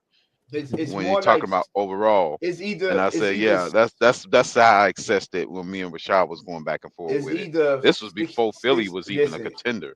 Crypto is either 60-40 or 55-45. Right. Like, 55-45, yeah. I think but I'm leaning more to or 60-40 because why? Because the plays that he make with his legs is very underrated. Yeah, it's so underrated. If you go look at that, the game, right? Essentially, the difference is when Steve Spagnuolo the blitz with that's how they generated their pressure. He escaped it. What they sacked him one time, and that was at the beginning of the third quarter after they came out. Not the third quarter, beginning of the fourth quarter after they came, from the end of the third quarter. So it was already too late at that time. Yeah. And when Philly got pressure with just their front four was getting to Mahomes. So we saw his legs was the difference for the most part, which kept which extended more drive, especially in the fourth quarter when Patrick Mahomes finally started seeing a little bit of daylight and a little bit of success and got on the board a couple of times. Guess what? Jalen Hurts was able to sustain drives using his mobility. And unfortunately, go look at how he had to escape. Tua's not doing it. He's not fast. He's not as fast. Those are plays that will end up in sacks. Right. So the one I think they really underestimate how much of an impact that have had in both of them. Let's be honest, in both of the Super Bowls. The way before you came up, I pointed it out how much he did against Spags defense. And it wasn't even that. You go back in the regular season game. Remember, they played him in the regular season. And Hurts also beat him as well. Can you hear me, guys? Yeah, we can hear you, Shake. Okay, real quick before we continue a program, you brought up a conversation that you had, Rashad. I would like to give the audience a refresher of this conversation. Not that one, because that's what you're part of, the goddamn cult. Jalen Hurts a better Go ahead, quarterback than burn. Tua? Go ahead and burn a. Go ahead and burn a fucking. Go ahead and burn a cross. Go ahead and burn one of those Tua crosses on your skull. Look at him. He's got. Go ahead and burn a Tua cross on your skull. A better quarterback. I said it. Better quarterback. That's definitely crypto. Yep. Wait, ain't the first part. Wait. You know what's funny is that I'm never mad at crypto when he goes off on people. I'm supposed to back down from that? Nah, you still the dumbass no. that I knew you were. You still the dumbass jackass. Motherfucker back down. You don't know how to fucking goddamn. You stay on your fucking don't even know what the fuck is. You don't know what the fuck you're talking about. Because you fucking stupid, just like people call you. You fucking stupid jackass. Don't burn those Tua crosses on your fucking forehead and jack off like the man just did on this panel about beat your fucking dick like a motherfucker. Go beat your big dick off. Go beat your dick off to Tua. Go beat your dick off to Tua because that's the fuck you did. Yeah, let's go do it. I don't know what that is, Shake. Hey, you know what's funny is like I've heard crypto tell multiple people off, and I ain't never mad. Because that was the Jalen Hurts combo too. People say stupid ass shit, and it pisses you off, and you go off on them, dude. Because like man, but like it's crazy because. That was crazy. That was a nighttime too, because we had reiterated what was going on the Saturday stream. I remember it was an afternoon that when we asked the question, and then later on that night, that it continued on later that night. I remember. I remember sitting right on that panel, dying laughing. No. That was the panel where Cat for Life. Hey, Cat for Life, what the hell are you doing? Yeah. Jalen was up there. He was like, "Hey, yo, man, Cap." Yeah, yo, Cat for Life. What you doing? They thought it was Cap for Life that came on and did that. And I'm like, no, he stole Cap's icon and everything. Yeah, man. I'm like, oh, that was a wild night. That stream was a wild stream that day. Just like they did earlier. Go ahead. Just like they did. Yeah, because oh, damn. No, that was the same night too. Yeah, that was that same night. Just like they did earlier. I had made the joke earlier. I said, yeah, that was the 2 years, because that was the same day Tua got his contract. Was it? Oh, that happened that day too. The contract was signed that day too. That's a 2 years. It was going on that day then. Yeah, it was. Oh, wow, I didn't even know that was the contract day. Yeah, that was the day. I knew it was back in the summer. I knew it was like it was like back in August or something like that. Yeah. Could have been. No. Yeah. It has to be like August. Yeah, August. Yeah, that was the August stream. Damn, I can't believe that was 5 months ago, 6 months ago. Damn, time fly by quick. The number one of the Insomnia. They made we did a recap, a clip. You know, I did 5. Oh, really? It was the number one clip. Yeah. I couldn't imagine. I guarantee you, there was nothing talking on the recap. Yeah, yeah. For the whole New Year's recap for the new year. We had some good clips, but you know that one was definitely take the cake. The one, yeah, that was one of the ones right there. Yeah, that was something else. That could be a yearly reminder. It was weird because if you think about it, that was August. That was even before the season, before the Eagles had their season. Mm-hmm. When we was talking about it. I don't know what it was. Did Jalen Hurts have his contract or no? No, he had already signed his deal, right? Yeah. How did the conversation start? Did he sign before Tua? Yeah, he had to sign before Tua because remember, he didn't have a 5th-year option. Oh, you're right, he did. Yep, that's why. That's probably why it came up. Everybody's like, Jalen Hurts got paid and Tua didn't, and they was like, who's better? Yeah, that's probably what it was. They was trying to say, right? Tua was like, they was like, why didn't Tua get paid then? Jalen Hurts and Justin Herbert got paid. I think that's what it was. And then it was like, why are they taking so long? And then Batman and them got mad, and you know how that conversation whatever it was. I know it struck a nerve. I know that. Crypto took off, and like, wait a minute. I'm like, wait a minute, what the hell? And God, lo and behold, Jalen Hurts is hoisting the trophy. I was like, God damn. Hey, Shake, That's crazy. I'm late, but I wanted. Did y'all cover or did y'all even mention what Tyreek Hill apparently the dude out his camp said he wanted to be traded to the Chargers? What? Oh, when? And the what? No. What? Wait a minute. You said. And what can wait a minute, repeat that again. The Chargers and what? I don't know the dude oh man. Well, anyways, two the guys in the media or for ESPN, one of them, whatever it is, right? So they were telling stories about how they seen him Super Bowl weekend. They seen Tyreek. And one of the guys are Dallas Cowboy. He's a Dallas Cowboy fan. So he was like, Reek, come to Dallas. And he said, Reek did him like this, like I'm watching you, like, you know, put the fingers like to his eyes. And he was like, yo, I'm watching you. And and the other dude was like, what about, he was like, I was trying to get him to the Patriots, but he was like, nah, it ain't gonna happen. Like it was no way. And he said, when they was walking off, one of the dudes in Tyreek's entourage said, watch out for the Chargers. And he was like, yo, yeah, the dude that like in Tyreek's inner circle, he said, if I was you, I'll watch out for the Chargers. And when it was going off our own X, I couldn't believe y'all didn't see that. No, I didn't even see it. It didn't come on my feed at all. Yeah, it was on one on their podcast, so they was telling the story because the dude was like, "Oh yeah, we were trying to get him to the Patriots." He was like, "No," and then he was like, "Oh, but do you want to tell them what they said afterwards? You want to give them the story?" And then they gave the story about what happened. Right. Yeah. So apparently, and then one of our I think one of our media guys picked up on it and said, Tyreek is trying to get I guess move. He wanted the Dolphins to move him to the Chargers. Now I'm like, oh, it might. No, you know, man. Y'all know they said. Is that because Palmer is about to move or?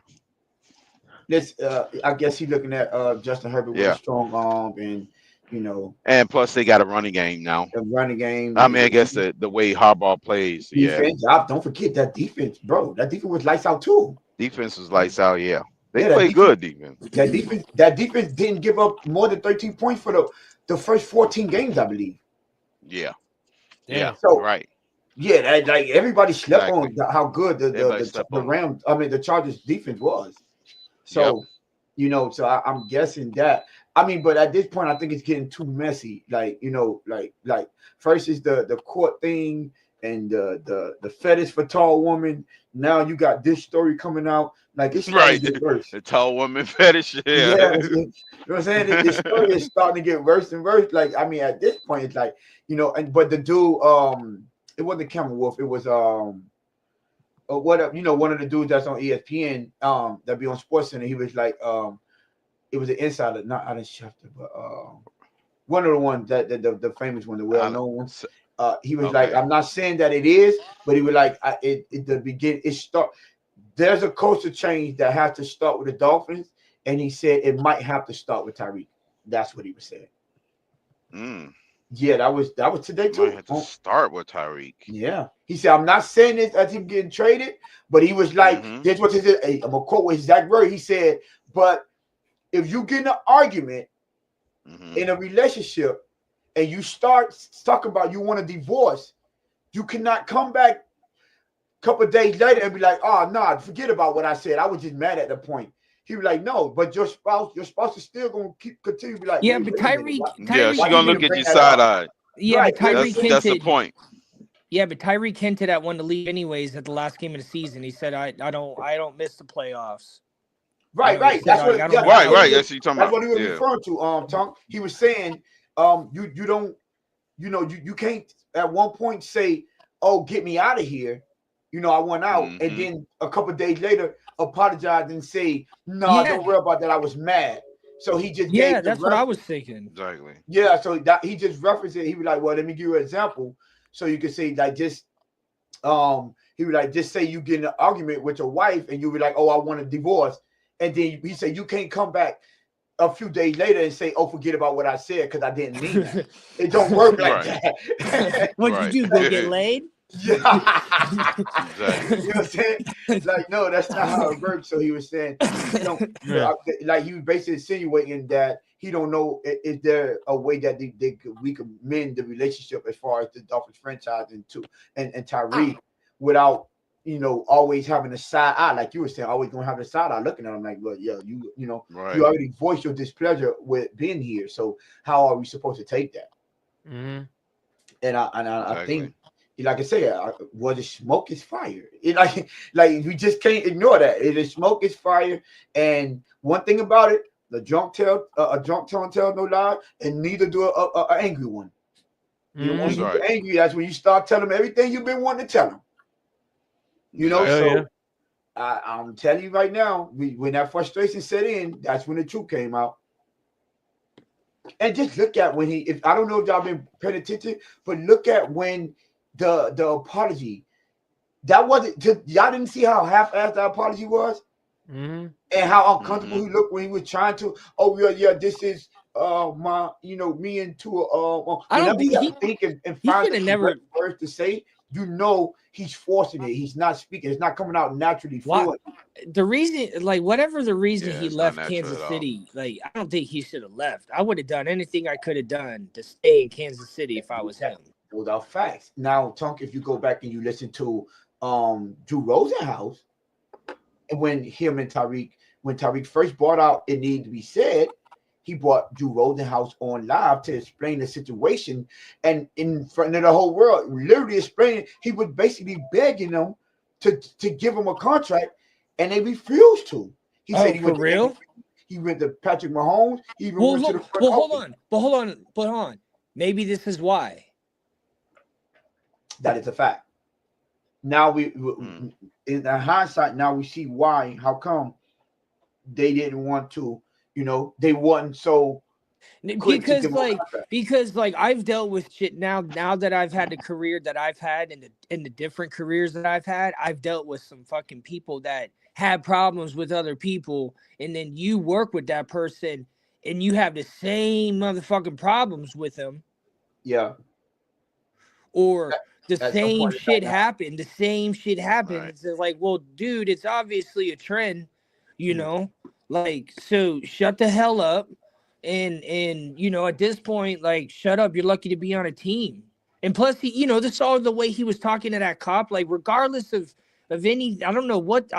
I'm not a cop, but whenever I get pulled over, I'm super fucking polite to cops at all fucking times. I don't care who I am. So, if the cop is a dick, that's one thing, but just the way he was behaving was just crazy.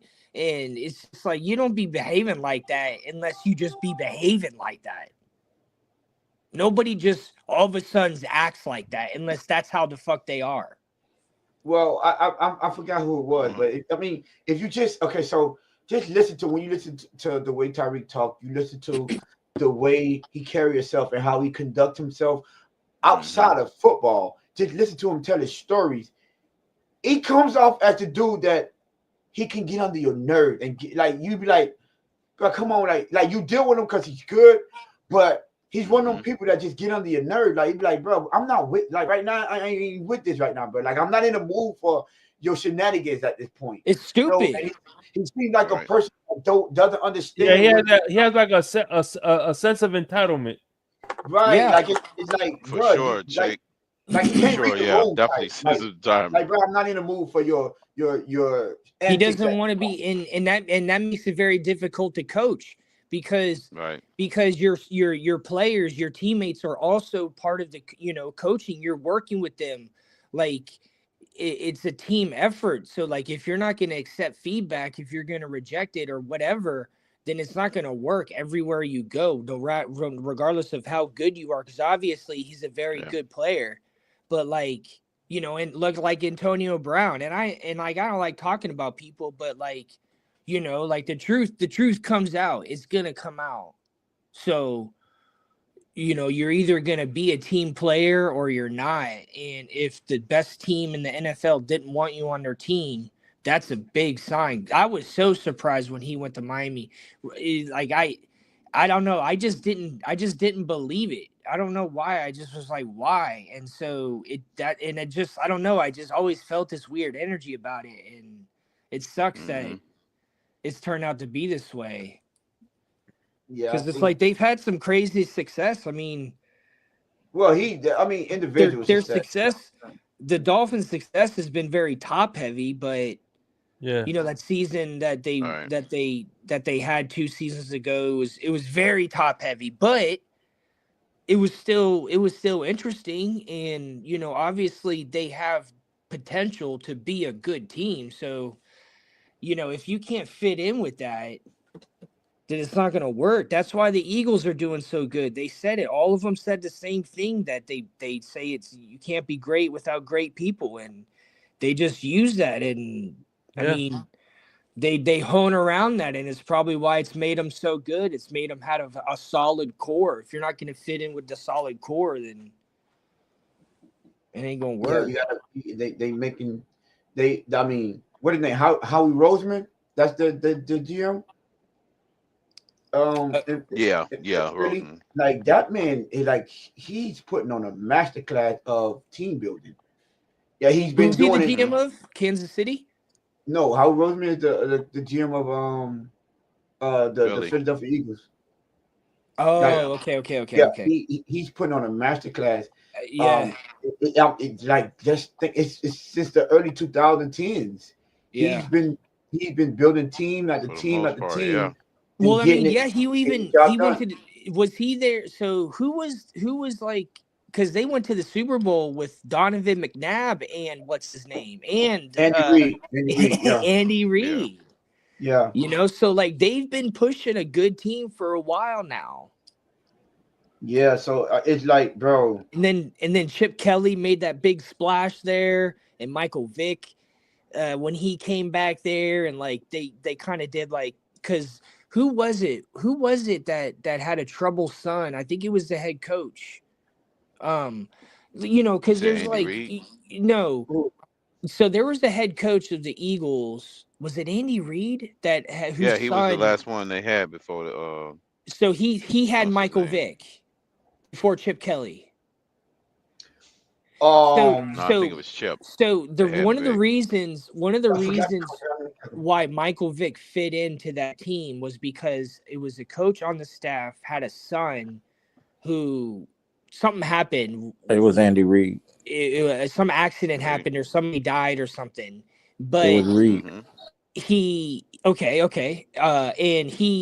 I just remember the story, and he said, look, I look at Vic and I see that he's been through a lot, and we're trying to rehabilitate and move forward, and maybe that's just like the culture, because when you have that kind of culture, it's going to attract a lot of people. It's going to attract people that want to help that culture, regardless of race or creed. This is a culture thing. We're trying to help people, because I deal with that out here. I work with an agency that works with people trying to get back into the working field, like people that went through rehab or jail and stuff like that. And like these programs actually work. And so when you have that in an organization, professionalism, like professional organization sports, that's going to attract a lot of people, on a higher level. And so maybe that has something to do with, their build through those years, because they're a really, really good team. They've been a good team for a while.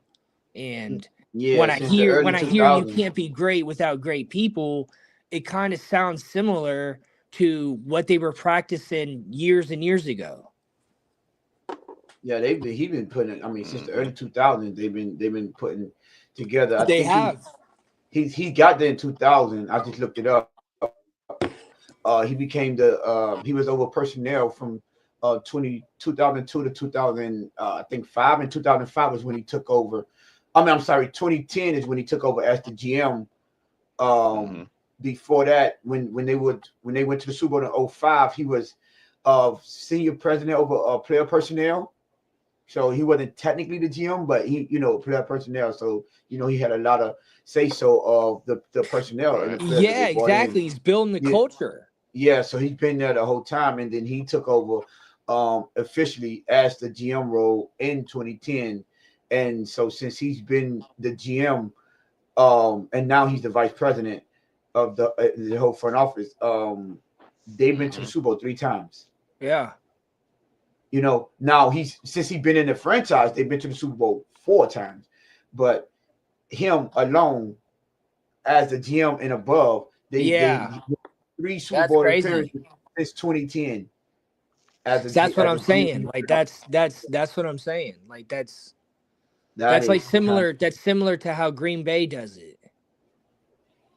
That is wow. That the way he could continue to build a team year in and year out, and it's the energy thing too. It's the energy thing too. It's a it's a movement thing too. It's now that I've seen it in my own field, like the power it can have, the good power, the positivity it can have. You just attract things that wouldn't naturally come your way unless you had that energy already. So. Because I mean, sport, football is a culture. That's one of the biggest cultures of this entire country. Like someone asked me the other day who was from, I forgot who it was. Oh, I was taking an Uber.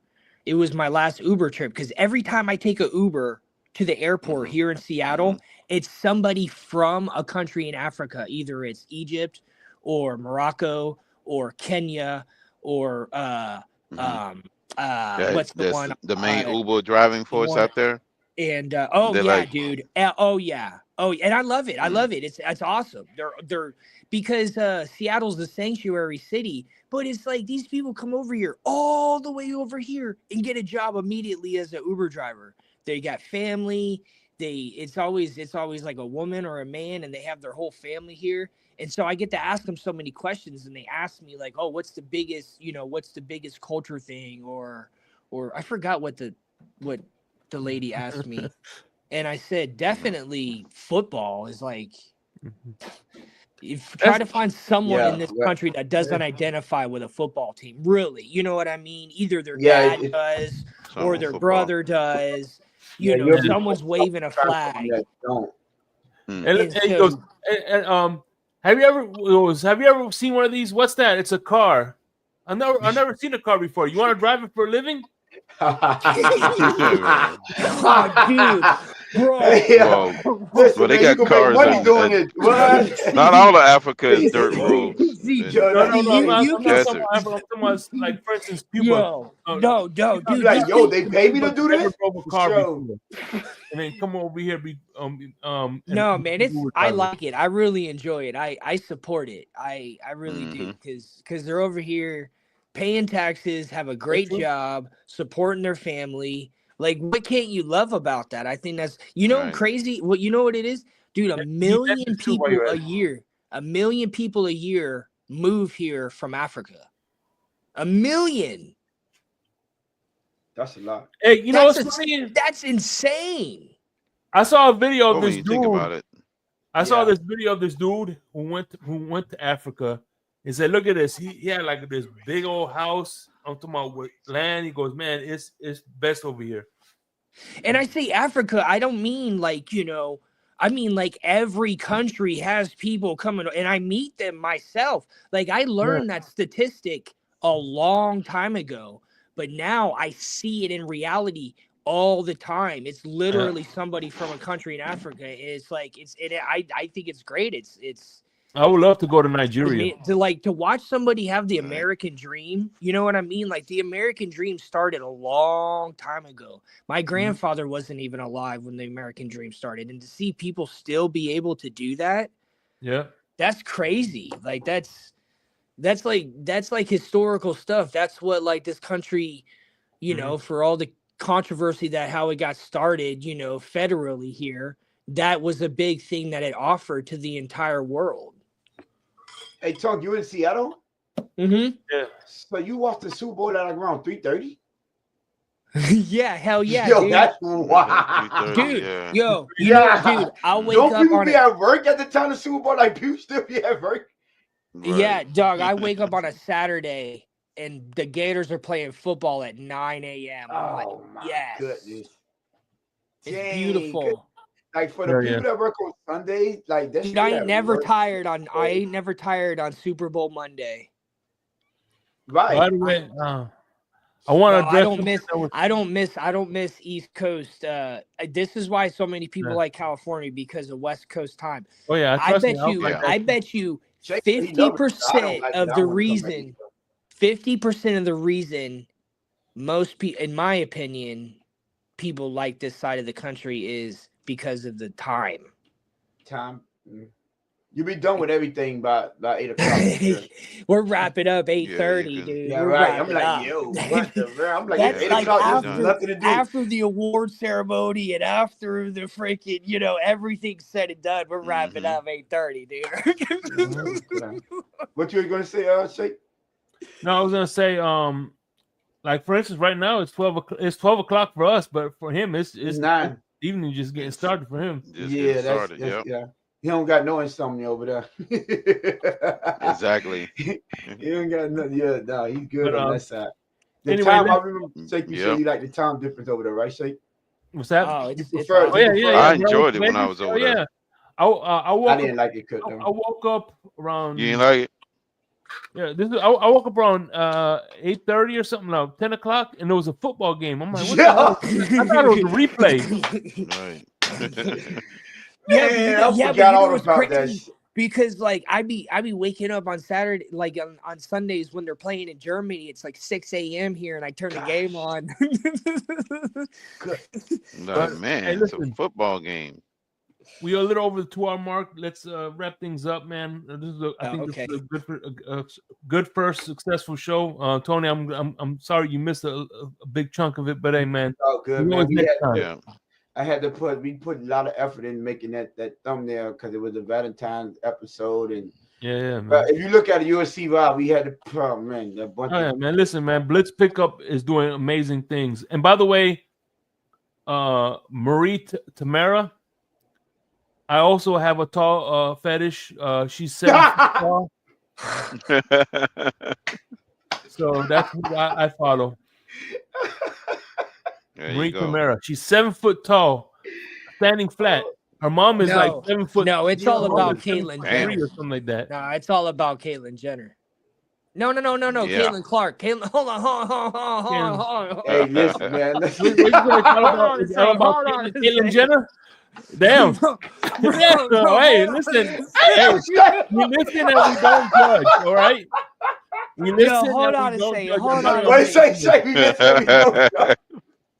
I meant Caitlyn Clark. Hold on a second. Whoa. You meant Caitlyn Jenner. We know. Oh man. Hey, everybody got quiet for a second, like whoa.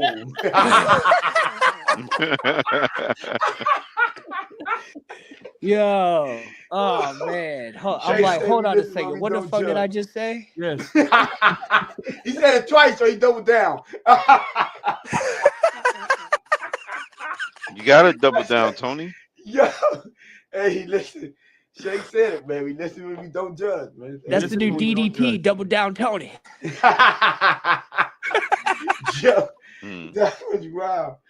But like I said, man, this is the first of many off-season panels. Of course, Tony, you're a frequent guest, you know what I'm saying? And especially when we go live on Saturday night. So yeah, man, you always have an open invitation whenever we do these things. You know what I'm saying? For real. And congratulations to your success with you and you, Alex, and of course our he's still a member of the Finn's Tailgate. Our man Lou. Yeah. Oh hey, I got so are you not allowed to go over 2 hours? Is that the thing? Well, no, you normally cut it out for be able to clip it. HB wants to keep it, Because I was gonna say I got something you could show for sustainability. What's that? You're gonna like this one. You're really gonna like this one. All right, go ahead. Bamboo toilet paper. It came in a box. Bamboo, yeah. Bamboo toilet paper. Bamboo toilet paper. It's It's 100% bamboo, so it's super sustainable because bamboo is giant grass and it's like it's one of the fastest growing plants on Earth. So it's super easy to harvest. It consumes a lot of carbon dioxide, so it's a good plant to use as far as a harvest plant, and it doesn't require a lot of water. So I bought it on Amazon. Yeah. That's what's up. By the way, Tony, Tonk is an environmental scientist, so that's why. That's why he do all that. I practice what I preach. I said bamboo toilet paper. I hear you. He said sustainable. Yes. I'm about sustainable. So we learn. I am building a large solar grid in my backyard. I'm accumulating all the batteries and panels. Dude, they just came out with batteries now that are marine batteries that are solid. They're solid state batteries. They're dope as shit, dude. They're dope as shit, dude. For solar panels, they're perfect for solar panels. Yeah. Because you can store them outside. Yep, you can store them outdoors. Yep. They're marine batteries. They're badass. They're like sick as fuck, dude. They're like $2,000. Yeah, I like them. But they're like they're great because they're waterproof. And so that's one of the biggest challenges to batteries so far is water. Waterproofing them, and salt. Yeah. Salt. And so these are marine batteries, so they're not going to explode. I'm not gonna lie, I feel like I'm in chemistry right now. Tony's sitting back there waiting for the instructor to say, "Hey, take out the science kits and put it on the table." I'm just waiting for him to give out the formula. Right. Hey, well, so we learned a lot today. We learned about bamboo toilet paper and Caitlyn Jenner. So, oh man! Speaking of shit shows, damn. Hey man, y'all hang out backstage real quick. Exactly. We'll see y'all next time. All right.